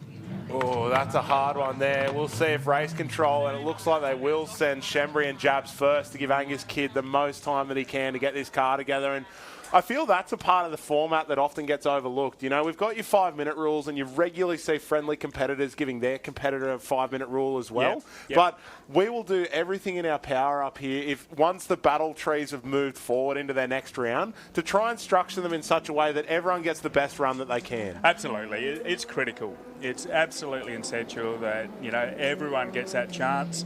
And, you know, you're on a time frame as well, so it's tricky. You know, the call's got to be made at some point, so let's hope that they get that belt on there quick smart. And I feel the only reason that sort of friendliness and gentlemanship between drivers works so well is because everyone knows that the shoe could be on the other foot at the next round. Absolutely. You know, how do you pick that on a freshly put together motor with brand new accessory belts and everything going on, that you're just going to chew that straight out, and that the spare that you've got isn't going to drive the water pump, and then the spare that you get off another setup uses a different pulley setup? Like, that sort of stuff, you know, it's frustrating, and it's something that we'd go up against in at a shed at home, and you'd throw the spanner at it and walk inside. Yeah. He's got to get this done in minutes. Yeah, that's exactly right. Like, Huge. the 5-minute, it might sound like plenty of time to put a belt on a car, but I can assure you when that clock's ticking and something's not working, you don't know whether you're actually going to get it back.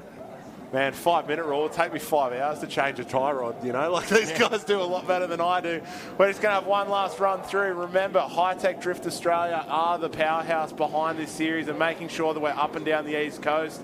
They support us, so please make sure you support them. You can find Hi-Tec Drift Australia, Facebook, Instagram, Twitter. They've got a hashtag going on. We're here on the live stream. And if you are on the live stream, we are at a serious crossroads now. We have the pros coming together for what will be our top 4 and then final battles. We've got our finals in the Pro-Am decided. It doesn't get much more exciting than this. So get on that share, get your mates on here, tell me I sound like a dickhead, get in the comments, whatever. You know, we just want some excitement going on around here because on track it is wild. Absolutely. It's vibing down there in the pits. Everyone, you can see around Angus's car here. Everyone wants to see it go. Yeah, and it is such a well set up car that in the off season had a serious revamp that really from the outside a lot of people would know. Huge new motor setup, lots of box stuff. But anyway, we have the first of our pro battles, and that is Scott Shembry leading James Abbott. I can feel the wall shaking here from both of these cars being on limbs. Oh! And a spin from Shembry! Oh, he is going to be so upset about that one as Jabs goes through. Just competing a clean little line there. I mean, this is more of a cheeky jab at the guys, but why do they call them Blaze Unit again? There doesn't seem to be a lot of smoke out there. I don't know. It might be to do with some of their off-track antics. Anyway, we'll keep them going through, and we will see that run going around again where Shembry has scored himself a 0. Jabs has the 10-point advantage, but I don't think that's going to mean we're going to see anything other than an angry entry into turn 1. If they didn't touch then, they're going to touch now. Yeah. It's guaranteed. Huge upset there. Shembry and Jabs always on level playing field, always battling it out neck and neck, but a bit of a over-rotation there as the Hi-Tec Oils 350Z just comes on boost. Maybe Jabs, put a bit of pressure on Shembry and he goes, I need the smoke show, let's grab a gear, and there it was, too much wheel speed. Yeah, I think he got excited there. He certainly floored it, and maybe it's track possibly getting a little bit colder and the guys are losing a little bit of grip now. It could well be a grip issue. We've seen a couple of cars rotate there now. Well, I've seen short track as well, especially at some of the grassroots events. If people are regularly going wide, when they come back on, they pull this really fine, cementy sort of dust onto the track edge. Yes. So as you're coming around there, you might not drop a wheel, but you will get that wheel speed increase and end up flipped. Yeah, that's right. J-Max down, he's found another competitor. What's happening? I'm still down in the pits of Angus Kidd. It is still controlled chaos, but just over my shoulder at pit exit, we've got Bo Yates in the Toyota Genuine Parts GT86, very patiently waiting, I might add, for his battle partner, yet to make his way out to pit lane. It's going to be tight, it's going to be close, and whether or not there's a penalty here depends on how quickly the on-track action continues in his absence. Yeah, it really is an interesting situation because once this battle is finalised between Shembry and Jabbert, that is when Bo Yates can front up to the line, and from that point, Angus's 5 minutes starts. That's right. So at the moment, they're running in free time, but very quickly that's going to change. So, man, look at these guys go, just smashing it in there, making this happen. There's some serious drift ingenuity going on here, but probably the best thing that could happen for these guys is to see Shembry and Jabs end up in a rerun. But considering Jabs has a 10-0 advantage, I'd be surprised to see it. Here we go. Shembry in the chase there. Proximity. So angry, right? Yeah. What a chase technique here. Shembry blazing away. Beautiful together. What a tuck in. Judges going nuts for a little bit of a hit on that inside ripple strip there, but Jabbert pulling away as the 350Z lives up to the Blaze Unit name, putting a smoke show on behind it. And he's just flown past him. I think he's going to come back and do another lap. Yeah, look, these guys have a pretty friendly attitude with each other, and I know there would have been a bit of a laugh going on there with the overtake, but what a chase from Scott. Oh, Scott has left nothing on the table there. That is an incredible chase run. He knows he's 10-0 down. He's got to throw the sink at it, and you couldn't really get much more than that. What's incredible is what happens here now. If they're going to show it, no, it doesn't go on. But He was into it. Yeah, he stayed into it, and I heard in the background there the sound of a 2JZ firing up. Does this mean Angus Kidd's good to go? I think they'll put that belt back on it. Let's hope it can run another few runs. Well, what's up? Is he just going to run it bonnet off? Can they do that? Yeah. Yeah, cool. All right, run it bonnet off. Why not? At least you can see when the overflow bottle turns into a kettle. Oh, there we go. There's the advantage. I think we picked it early on, but confirmation from the judges that James Abbott is the first entry into our pro final, with Shembry fighting it out for third against the loser of this battle between Bo Yates and Angus Kidd. Scott's clearly frustrated with that, but, you know, after you throw down a chase run like that, you know, I can tell he's enjoyed his weekend. He's done very well. And look at the Oi, Ags, similarity there. Ags, while you're down there, get up him. It wouldn't have happened with an SR20 in it, would it?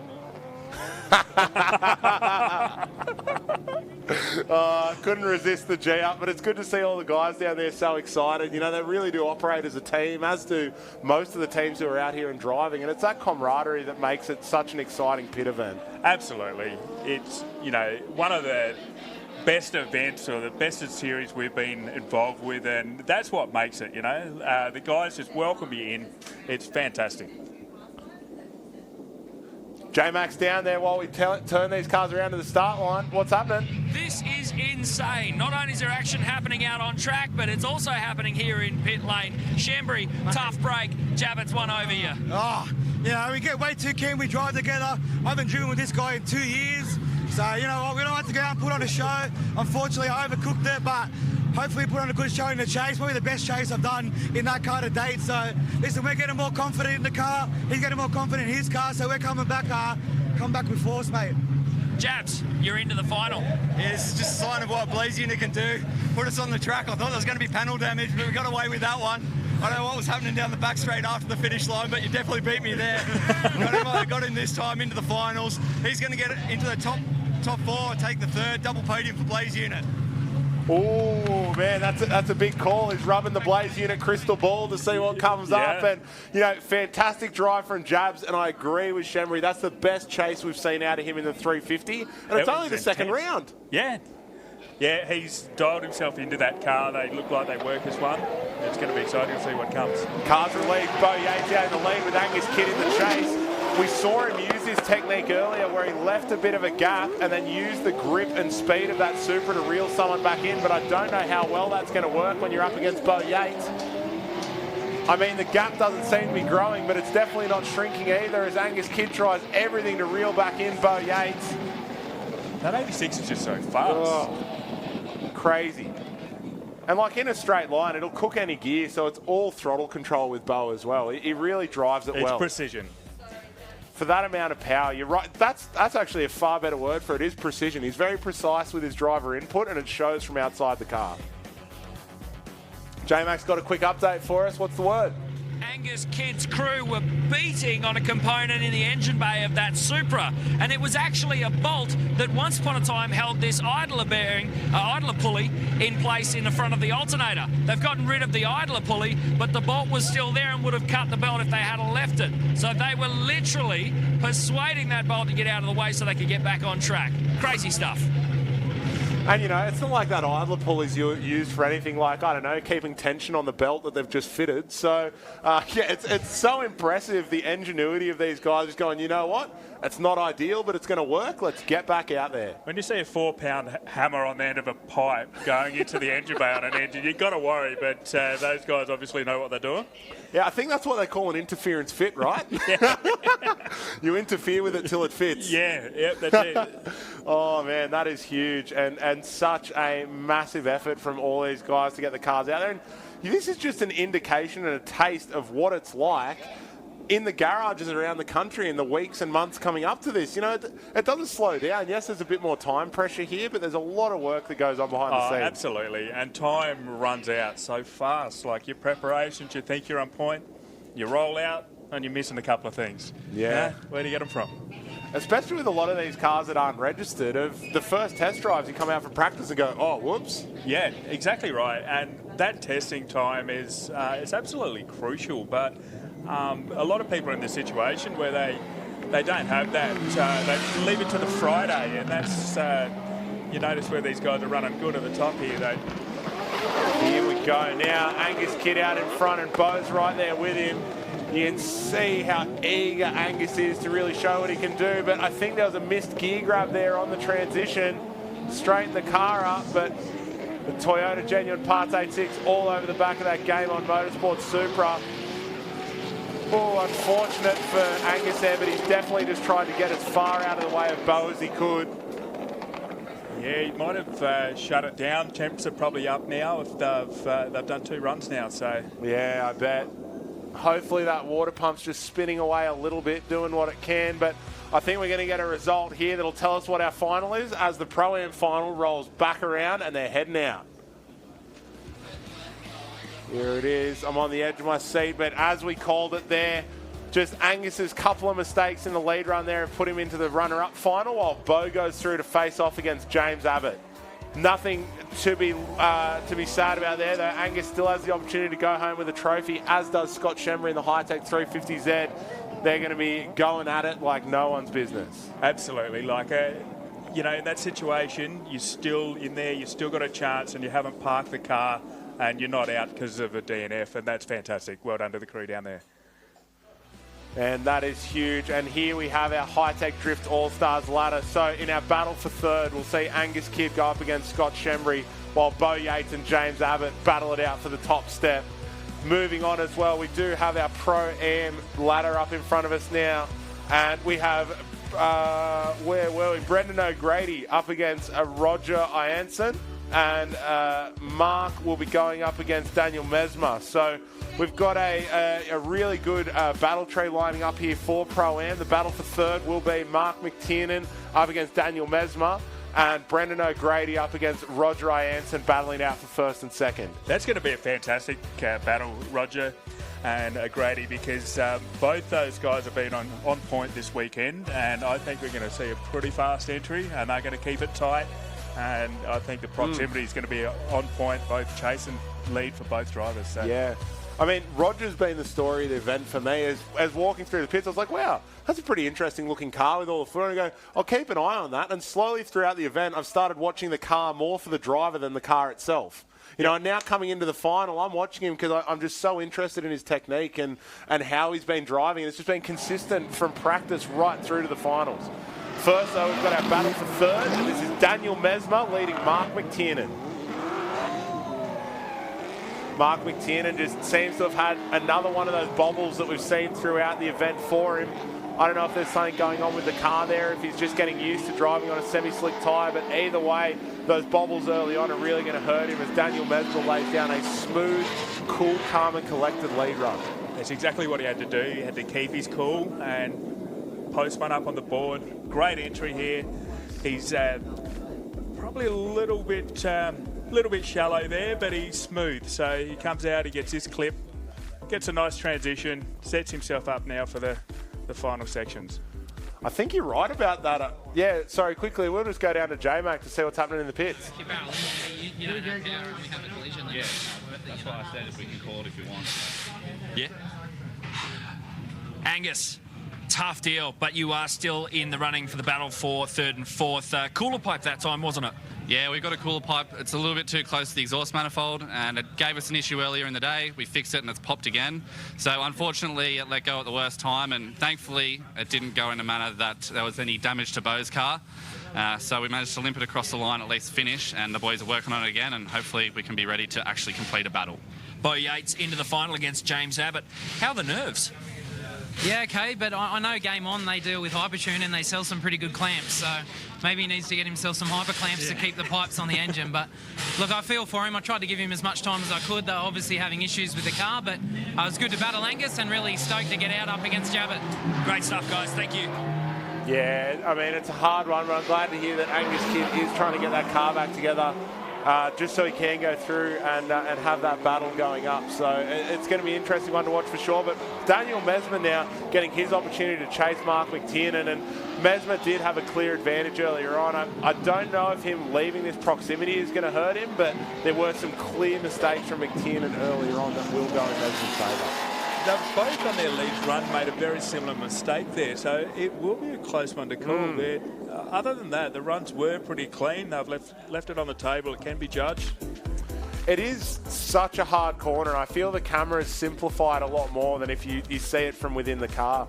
And I think what I was going to say before we went down to Jared is that I think you're right about this track temp stuff, because there's a growing shadow coming up over that first corner, and it is freezingly cold outside. So that's going to make a huge difference for what is the quickest entry out of this course. Yeah, that's right. And we're closing in onto the finals now, and we're losing grip. So it's changing it up again for the guys, so they've got their work cut out for them. It's big, and as the sun sets on Wakefield Park, we're getting through our famous Insurance Pro-Am, where we have Brendan O'Grady out in front of Roger Ianson. Sorry, my mistake. It looks like Roger will be leading this time round in that purple S15. Here we go. Let's see. O'Grady seems to be reeling him in, leaving a conservative gap there, but reeling him in through the midfield. Roger right out to the outside clip on the switchback. Wheels on the surface and filling that zone, but same with Brendan. They switch back together onto that back straight. This is a very neat battle there for our Pro-Am final, and a hard one to separate for the judges. I mean, if you had to pick one, which way would you lean, Danny? It's such a hard call. I think Roger's done a fantastic job there, leaving a nice wide line that allows Brendan to come right up inside the car. Look, to be honest with you, if I was either driver there, I would be pretty confident with what I've done. And I'd be, I'd sort of be thinking that I've got to keep it real, keep my cool for the next run, because it's going to be decided there, I think. That's such a great perspective to put in there, and part of the reason that we have you up here is that as much as up here we're looking at the cameras, we're seeing what's happening, we're talking it over back and forth and trying to mull over an idea. Each of these drivers would have their helmet on, their harness on. They would have just gone through the course, both think, hey, I've done pretty well here. That's right. Roger would have been in the front going, oh, I could hear that JZ behind me. He was close. Yeah. And I know my line was right, but how good was his line? So that's right, yeah. It's such a mind game, especially when you get to this finals driving. You've got the adrenaline pumping. You just got to maintain it. You've got to keep your cool, otherwise, you might think you might go too conservative. You think you've done enough, and you haven't. Or you might think, you've made a mistake and you haven't, and you can flip either way, and it's going to cost you. Yeah, and you can go too hard as well if you think, I really, really need this. So I don't think we'll see that from Roger. Oh, and a big wall contact there. Please don't spin the front back around. Well avoided there by Roger, and a true gentleman's drive there from Brendan as well, keeping an eye on his competitor and making sure he was out of the way. Absolutely, and just exchanging greetings there, just checking in on each other. It's great to see that, it looks like a little bit of front contact there again on Roger's car. I've seen some big write-offs here as a result of pretty much the same thing.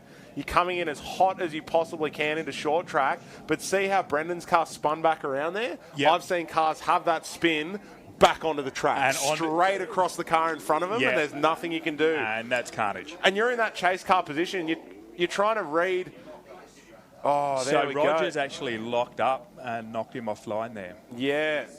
That explains the damage on the left-hand front. I wonder then, though, if the wall tap has sent him offline or if the collision has sent him offline. Because if the wall tap has sent him offline and then Roger has hit him as a result, then it's Roger in the right. But if Brendan would have maintained that as a scrape and Roger's freaked out and hit him, then that's altering the lead car's line and an advantage to Brendan. I think the judges are going to need a few replays of this one to really work it out.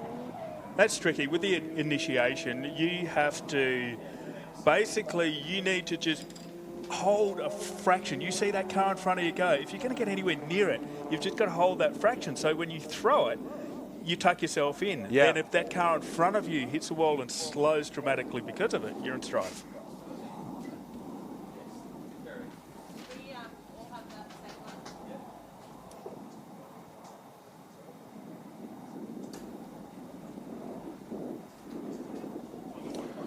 So there we have it. I've just had a confirmation from the judges of what our Pro-Am result will be. So taking fourth position is Mark McTiernan. Daniel Mesmer gets the first step of our podium there in third position.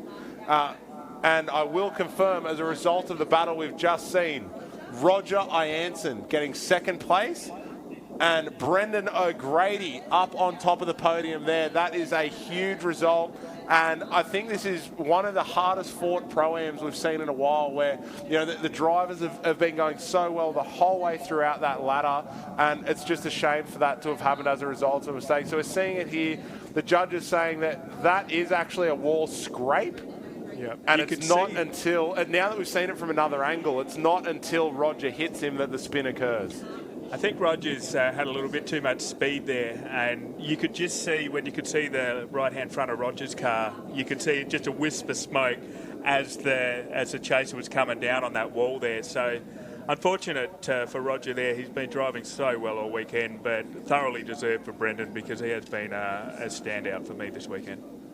Huge result and a beautiful shot of the sun setting over Wakefield Park. Here we'll get the replay again from a camera angle that really cements how this decision was made. So Brendan O'Grady knows it's a final, throwing it against the wall as tight as he can. And it's not until Roger comes through, tries to match the initiation, and either sees the wall tap and backs out, or realises that he hasn't initiated hard enough to tuck into that position and match it. Either way, he's chosen to stab the brakes, which is, instead of slowing the car down, locked him up and send him into the back of Brendan. That big shadow over that wall now, you know, everything's cold. It's probably, 8 degrees out there? Something like that, with a bit of wind chill as well. Yeah, so, absolutely.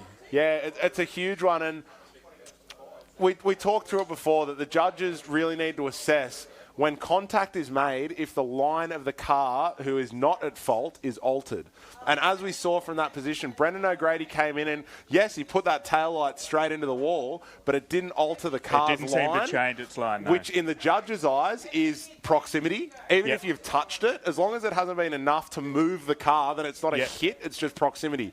So here's Brendan coming along here, and you see, I'll try to do it for the camera a little bit. Brendan's coming along, and it's just as Rogers come in, he's tried to initiate, not quite gotten the angle, straightened again, bang. Straight into that rear quarter. Didn't turn out for him. And and here we get a bit of a parade lap, and you can see how light that contact was. It would have been on the back left corner of that car. You can see a bit of paint scrapes, but those taillights are still attached. And a big result there for Brendan O'Grady, and well done. Yeah, it was a very nice run there. We've got them coming back down. Not quite sure while they're doing a parade lap when we do have finals battles to run in the Pro. But they're cruising around there, doing a bit of a power skid, setting the tyres off. Maybe we're just waiting for a few pros to come back around, but we are at the pointy end and coming up against curfew at the track as well. So we're going to be pumping through these guys and getting a result out to you on the live stream, and everyone down in the pits in the next couple of minutes. Well, there we go. Confirmation of the weather. It has dipped below 10 degrees here, and it's only getting colder as the sun goes down. We're going to go through some highlights of those top 4 battles, just to recap on the results that we've had so far. Scott Shembry and James Abbott had a Blaze unit battle in the top 4, but found that through a spin of Scott Shembry, and then also an exceptional lead run from James Abbott, where Shembry did do quite a good chase. James Abbott found himself in the battle for first, while Scott Shembry is in the 3rd place battle. He will be going up against Angus Kidd, whose battle we'll see again in a sec. But here is the fantastic chase run from Scott Shembry that we were talking about. He really found his stride, and if it wasn't for that spin, I think the judges would have had a bit of a more difficult decision in front of them. Yeah, Scott certainly made it easy for the judges here on this one. But look, that chase run was insanity. Look at the car go. And the power skid across the line as well. Now, we've got Angus Kidd chasing Bo Yates here. And we found that Angus just had a few mechanical issues in the pits. You know, he was running without a water pump in one of the earlier rounds and trying to get accessory belts that would work.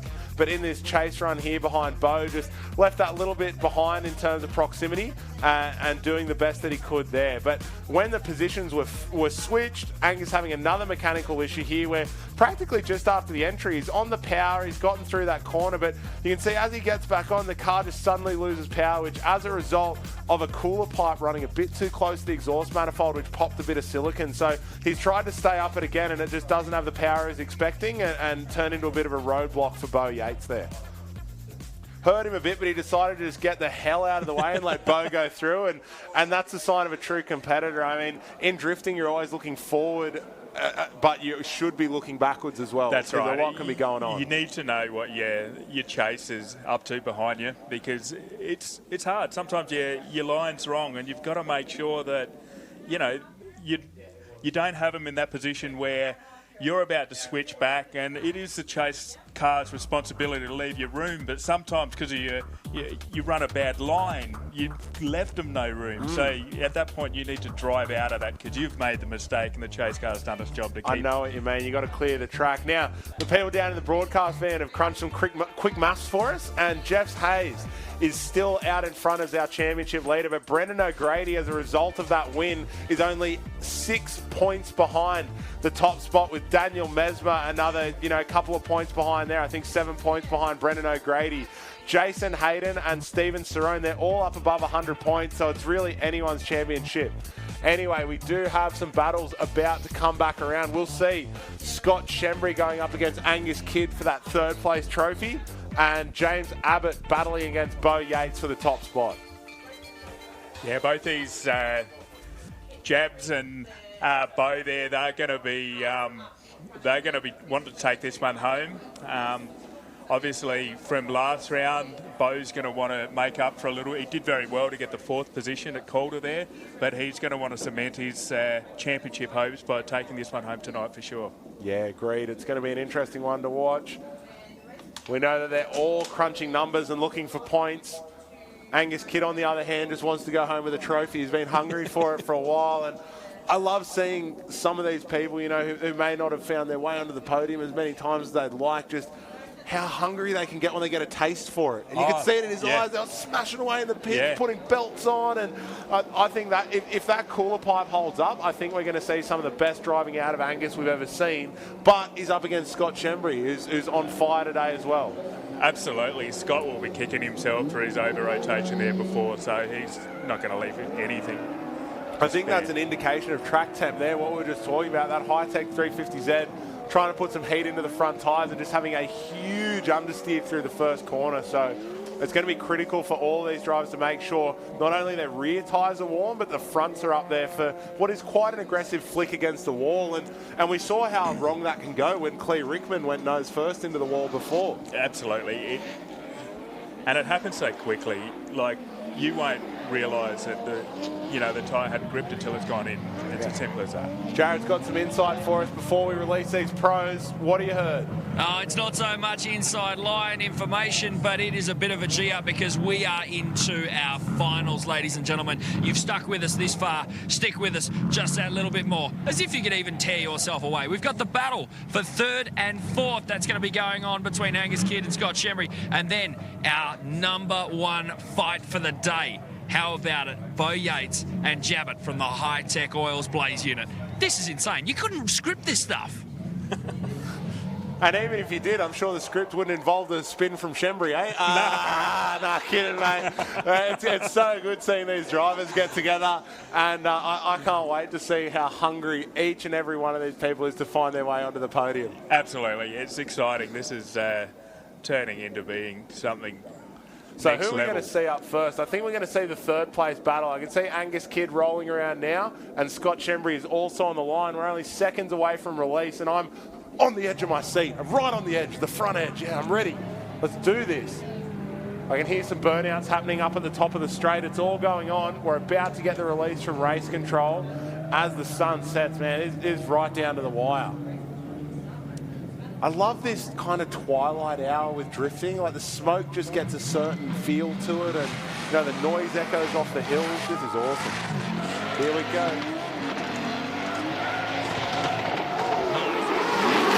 Huge entry there from both drivers, and Angus is with him, but trying to avoid contact there. Angus has just grabbed a bit too much handbrake and found himself wide, but man, was that an aggressive entry. Will Shembry keep it on the track and maintain this 10-0? There you go, and there it is. That is a 10-0 in the direction of the Hi-Tec Oils 350Z and Scott Shembry. Huge upset there for Angus Kidd. Here's the replay now. He's come in so hard there, maintaining proximity. You can see that back wheel lock. got the steering out wide there. I think just trying to avoid contact.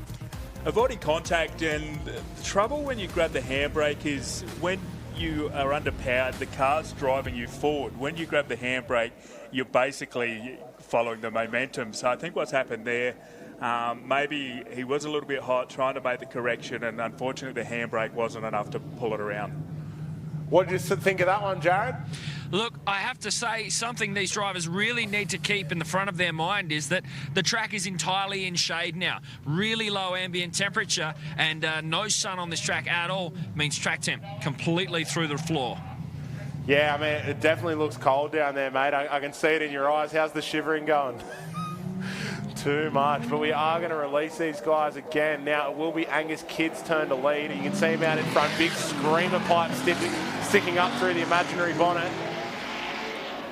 Entering there right against the wall, big over-rotating. No, but he's on it, and he's held a huge backwards entry into short track. That's balked Scott Shembry a little bit, but no, that's 2 wheels off. That's 2 wheels off from Shembry, which is huge. That could be a 0-0 in a one more time. Wow. Massive upset there. We'll look at the replay now where Angus Kidd's right against that wall. Huge backwards entry there that he's managed to bring back around. I think it was unintentional, but a good driver can pull it back. You could see where the wheels started turning. It pushed the car off the edge of the track there. So yeah. I think he was just a little bit off some of the clips, but doesn't matter. Shembry dropped 2 wheels, 0-0. 2 wheels go down, yeah. Wow. Couldn't have picked that one. Shembry is going to be foaming over that one, and it's confirmed from the judges that we're seeing him one more time. How's that poor 2J going to do this again? Like, is that water pump turning?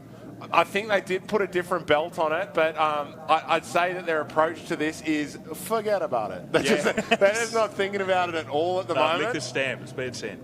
We're either going to see that car drive onto the trailer under its own power, or someone's going to be playing catch the radiator cap. It's going to go one way or the other, and I think with an engine by Trevs, motors by Trevs, you know, that thing's been put together pretty strong. It's designed to handle some abuse. We'll see whether Kidd wants to, call that 5-minute rule.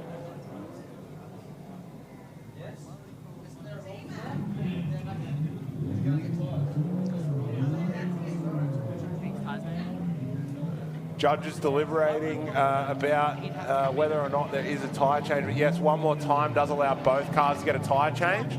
After Shembry deciding to do it, you can see Angus Kidd going back to the pits as well. You might as well compete on fresh rubber. This is first, considering it's in the final. So we will run that other final while we wait for the decision on the one more time. We will be seeing Bo Yates go up against James Abbott to battle it out for first. And I can see Angus Kidd definitely making the decision to go, look, if Shembry's on fresh rubber, I'm going to put fresh rubber on too. This is my chance for a trophy. Yeah, and tip some water over that radiator. Yeah. Yeah, just shut it off, let it cool. Yeah. Because that's the hard thing. Like, I'm sure anyone mechanical will know the same, but just for those of you at home, that often when you switch off one of these forced induction motors after a hot run, they're going to get hotter before they get colder. So, what often will happen in some of these final situations is the drivers will take their car back to the pits and either idle it or leave it on a slightly raised RPM to just keep that water pump going, keep the water letting it cool down. Whereas this is probably the worst this could happen, is having not only reduced water flow during the run, but then on the return getting no water through the radiator to cool off, and then being shut off with all that hot water still in the block that has to heat soak before it can start cooling down. That's right. It wouldn't surprise me at all if someone's got an arm down there turning that water pump just to try and move some water through it. Hey, every bit helps. Absolutely, because there's probably a radiator full of cold water on that car. Yeah. I actually remember having a laugh at one of Rob White's old setups where he had to take the whole serpentine belt off the front of the car to wind the oil pump before he could start it. It was dry sump. Never heard of an AccuSump. Anyway, Bo Yates out in front now with James Abbott on the chase.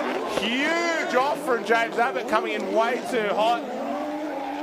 He brought it back in, but I wonder if Bo has seen that in the chase, because if so, he can pretty much, put this one in the bank, dial it back a little bit. Not that he has, pulling away up that back straight there, but that is a massive advantage for Bo Yates, and he is not someone you want to give an advantage in a battle. Huge. Here's the replay. They're coming through here. Jabs has just come in that bit quick and hasn't started narrowing the line early enough. So the car didn't tuck in, did it? Yes, where Bo was kind of on the power and driving, I think Jabs was on the power as well, but didn't quite have the rear grip to bring it back in. It's an incredible run. Like, clearly that would be hard to see through the amount of smoke that's knocking out. Yep. But yeah, just a slight mistake there, but that's all it takes. That's exactly right. Anything can happen in motorsport, especially one like this where you're kind of pushing the car to the limit and also your abilities to the limit. Absolutely. I mean, you can be the best driver in the world and things go wrong for you. As we saw, Jabs was Mr. Consistent in the Blaze unit battles and then ended up in the final one being the one who dropped 3 wheels. So you can never pick it, and you can feel, it's often when you feel most comfortable that the mistakes come. That's right. Both of these drivers sitting a little bit back at the start line. I think they want some speed. We're going to see a run up into this one. This is going to be awesome. The sounds of JZ's echoing off that sound barrier in the hills of Wakefield Park Raceway. Bo in there behind him, tucking in on James Abbott here. You get the feeling that Bo is just toying with Jabs here as he tucks in exceptionally well. Contact, but keeps it on the track. You can tell that Bo is just there with speed on tap going, how much have you got? I will match it. That was crazy. I'd love to see the replay of this and talk it through us from your perspective, Danny. Well, Bo's just ticked all the boxes the judge asked for in the driver's briefing there. He's got the proximity right. You see those front wheels are basically tracking over Jabs' lines there. And you see here there's a little bit of contact, but we're actually told this morning that is how we were asked to come through, like one behind each other. Yep. So that is a near perfect run. Really, really good run. We're just going to head down to the pits again. J-Mac, what's up? So I saw Angus Kidd looking like he was going to pull into his pit garage, but he stopped short right outside the front door to Dewar. Now, Kidd didn't have enough tyres and rims to complete the day, especially with the number of reruns that he's had to complete. So he's borrowed some from Dewar, bolted them up, and he's out here for the battle for 3rd and 4th. Back to you. Do I need any more reasons to pat Dewar on the back? The whole Dewar family, you guys are the MVPs of the Hi-Tec oils out here.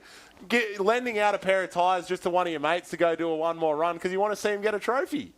How good's that? On your Dewar family, that's a big clap. Aaron Dewar and also the whole team who are behind him. That's such a nice guy move. And I'm sure Angus is grateful beyond words. Oh, absolutely. To have fresh rubber on, ready to go, absolutely. Because that's called one more time. They're going again. Yep. So he gets another chance at it.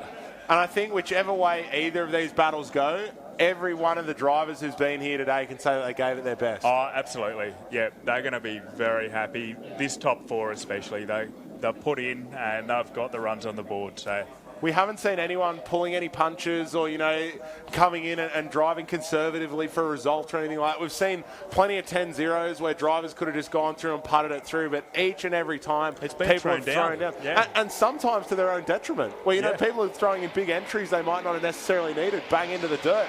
Speaking of big entries, here comes Shembry, and Angus Kidd is right behind him. How's that for proximity? Bit of a momentary lift-off there from Angus, but he's giving himself room to reel him in, and that's perfect emulation there as well from the big Game On Motorsport Supra. Tucking in and contacting the 350s, and in he goes again! Oh, what a chase there from Angus Kidd. That's incredible. Wow. But before we saw a pair of 10-0s between the two, now I think we're going to see a pair of crazy runs between them.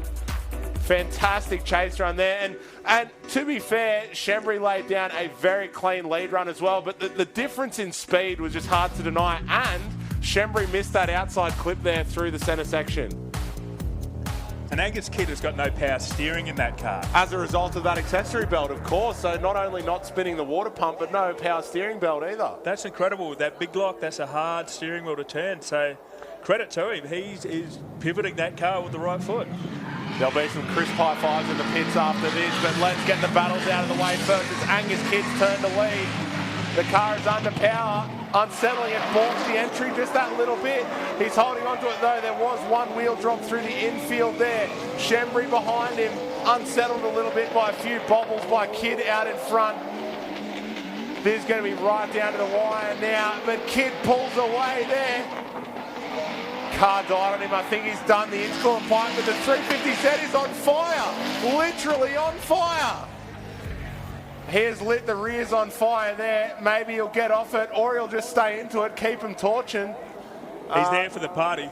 We're going to need that one to keep going through, but wow. That was a battle that was a little bit all over the place there after seeing such an exceptional chase from Angus Kidd.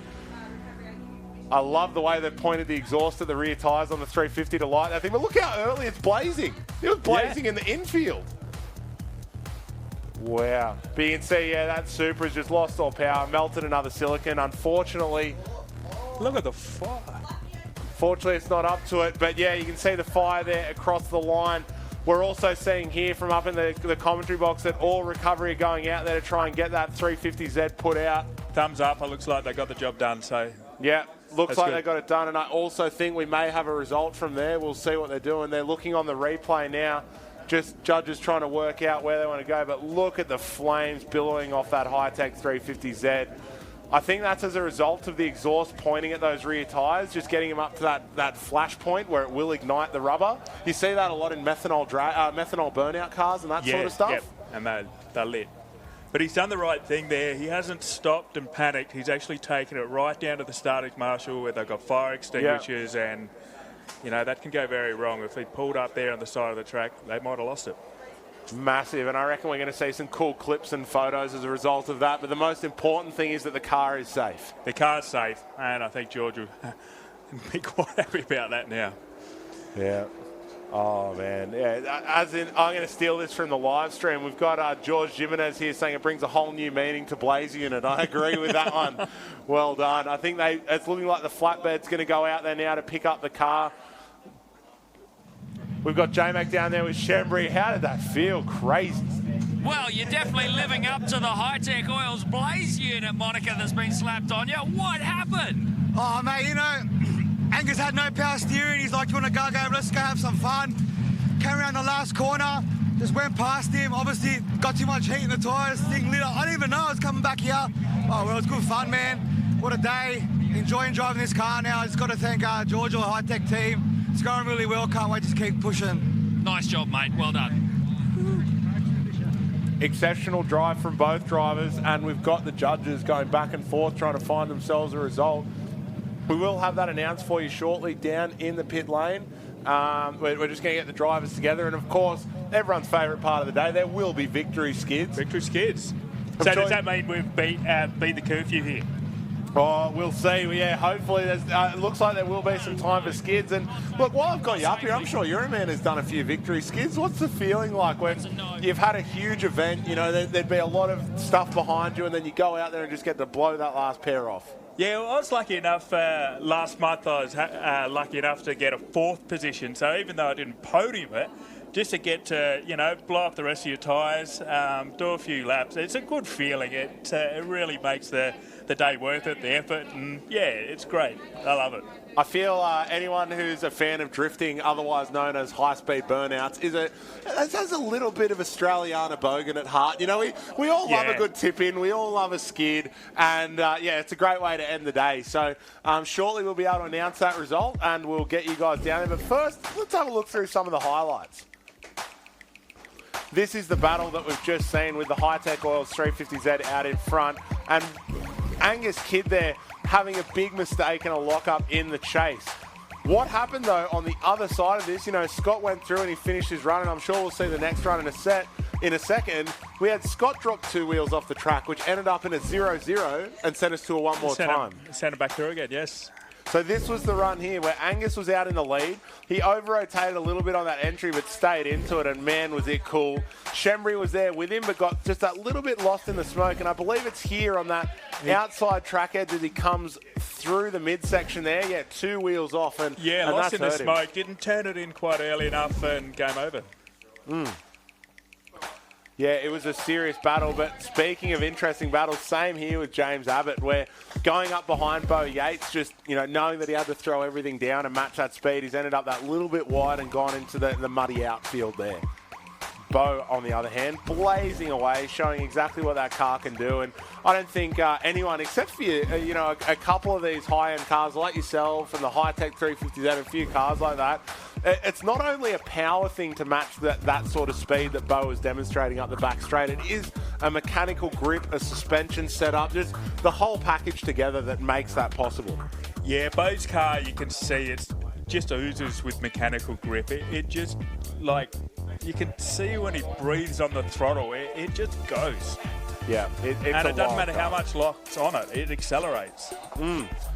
Yeah, it's interesting. It's a very well set up car, and I think there's a lot of different approaches to it. Anyway, we're on the highlights here, and how is this chase from Angus Kidd tapping the 350Z there onto the straight? That's crazy proximity. Again, he's ticked the boxes. That's what the judges were asking for, and yeah, just absolutely incredible run there. He's fantastic lead run as well from Angus here, and no power steering. Like, yeah. Huge. It happens regularly, but it makes it no less of a gargantuan challenge to get out there and just wrestle with that thing. And look at this is lit, and he doesn't know about this at the moment. Nah, it was going from in the middle of the infield as well, and that was crazy. And it's just huge, but we do have the results finalised. We have Jared down in the pits with us now to announce it. How did we end up, mate? Your top four for the pro category here at round 2 for the Hi-Tec Oils Drift All-Stars. In 4th place, Angus Kidd. In 3rd, Scott Shembry. 2nd place, how about it, James Abbott? And your winner here at Wakefield Park, Bo the Show Yates. Bo, congratulations. The Toyota Genuine Parts 86 was on song, mate, wasn't it? Yeah, no, the car performed well. Like, obviously, I missed it last round, but to get back in it this weekend at Wakefield, 2nd round of Hi-Tec, I mean, the car was an animal, yeah? Like, it felt really good. I had it at Porter's shop. He tweaked the alignment for me, and it felt, like, to be honest, it felt mint. Like, it's the best it's felt in a long time. So, you know, big credit to everyone on board, you know, all the sponsors, Toyota Genuine Parts, Achilles Radials work well, Komatsu, Bosch Motorsport, everyone, Hypertune. You know, the parts on that car are nearly unbreakable, so... Time for a big celebration, I think. Yeah, fantastic. It's been incredible. Stick with us for just that little bit longer because I'm sure there's going to be some shenanigans. But to all of you, thank you so much for joining us here at round 2 for the Hi-Tec Oils Drift All-Stars at Wakefield Park. From everybody here on the Hi-Tec group, we wish you a warm good afternoon, and we'll catch you next time in Queensland for round 3. Huge results for both the Famous Insurance Pro-Am and, of course, the Hi-Tec Drift All-Stars. You know, Angus Kidd battling his way through and managing to get a top 4 result, which is still a huge result for the team. Effort, yeah. You can see he's thinking of what could have been. Also a huge team result. Blaze Unit 2nd and 3rd finding their way onto the podium. But Bo Yates on the top step. And look at this photo already. Oh, man, there's going to be some great footage and photos from this round. Absolutely. And what a round it's been. I mean, I've appreciated you so much being up here and a part of the commentary team, but from a driver's perspective, how have you been enjoying the Hi-Tec series? The Hi-Tec series is fantastic. Like what we were talking about before with the camaraderie with the people here and stuff like that. It's been absolutely brilliant, and you know, we feel very welcome here, and you know, you come from far, so that's something that you sort of consider before you get there. But to be welcomed in like we have, we're confident we've chosen the right series to be a part of. And we're happy to have you here. It's worth it making the travels. And thank you to everyone else out there who's travelled interstate and towed cars down here to put them on the line at the Hi-Tec Drift All-Stars. We wouldn't have it any other way. We're excited for round 3 up at Queensland Raceway. We can't wait to see you there.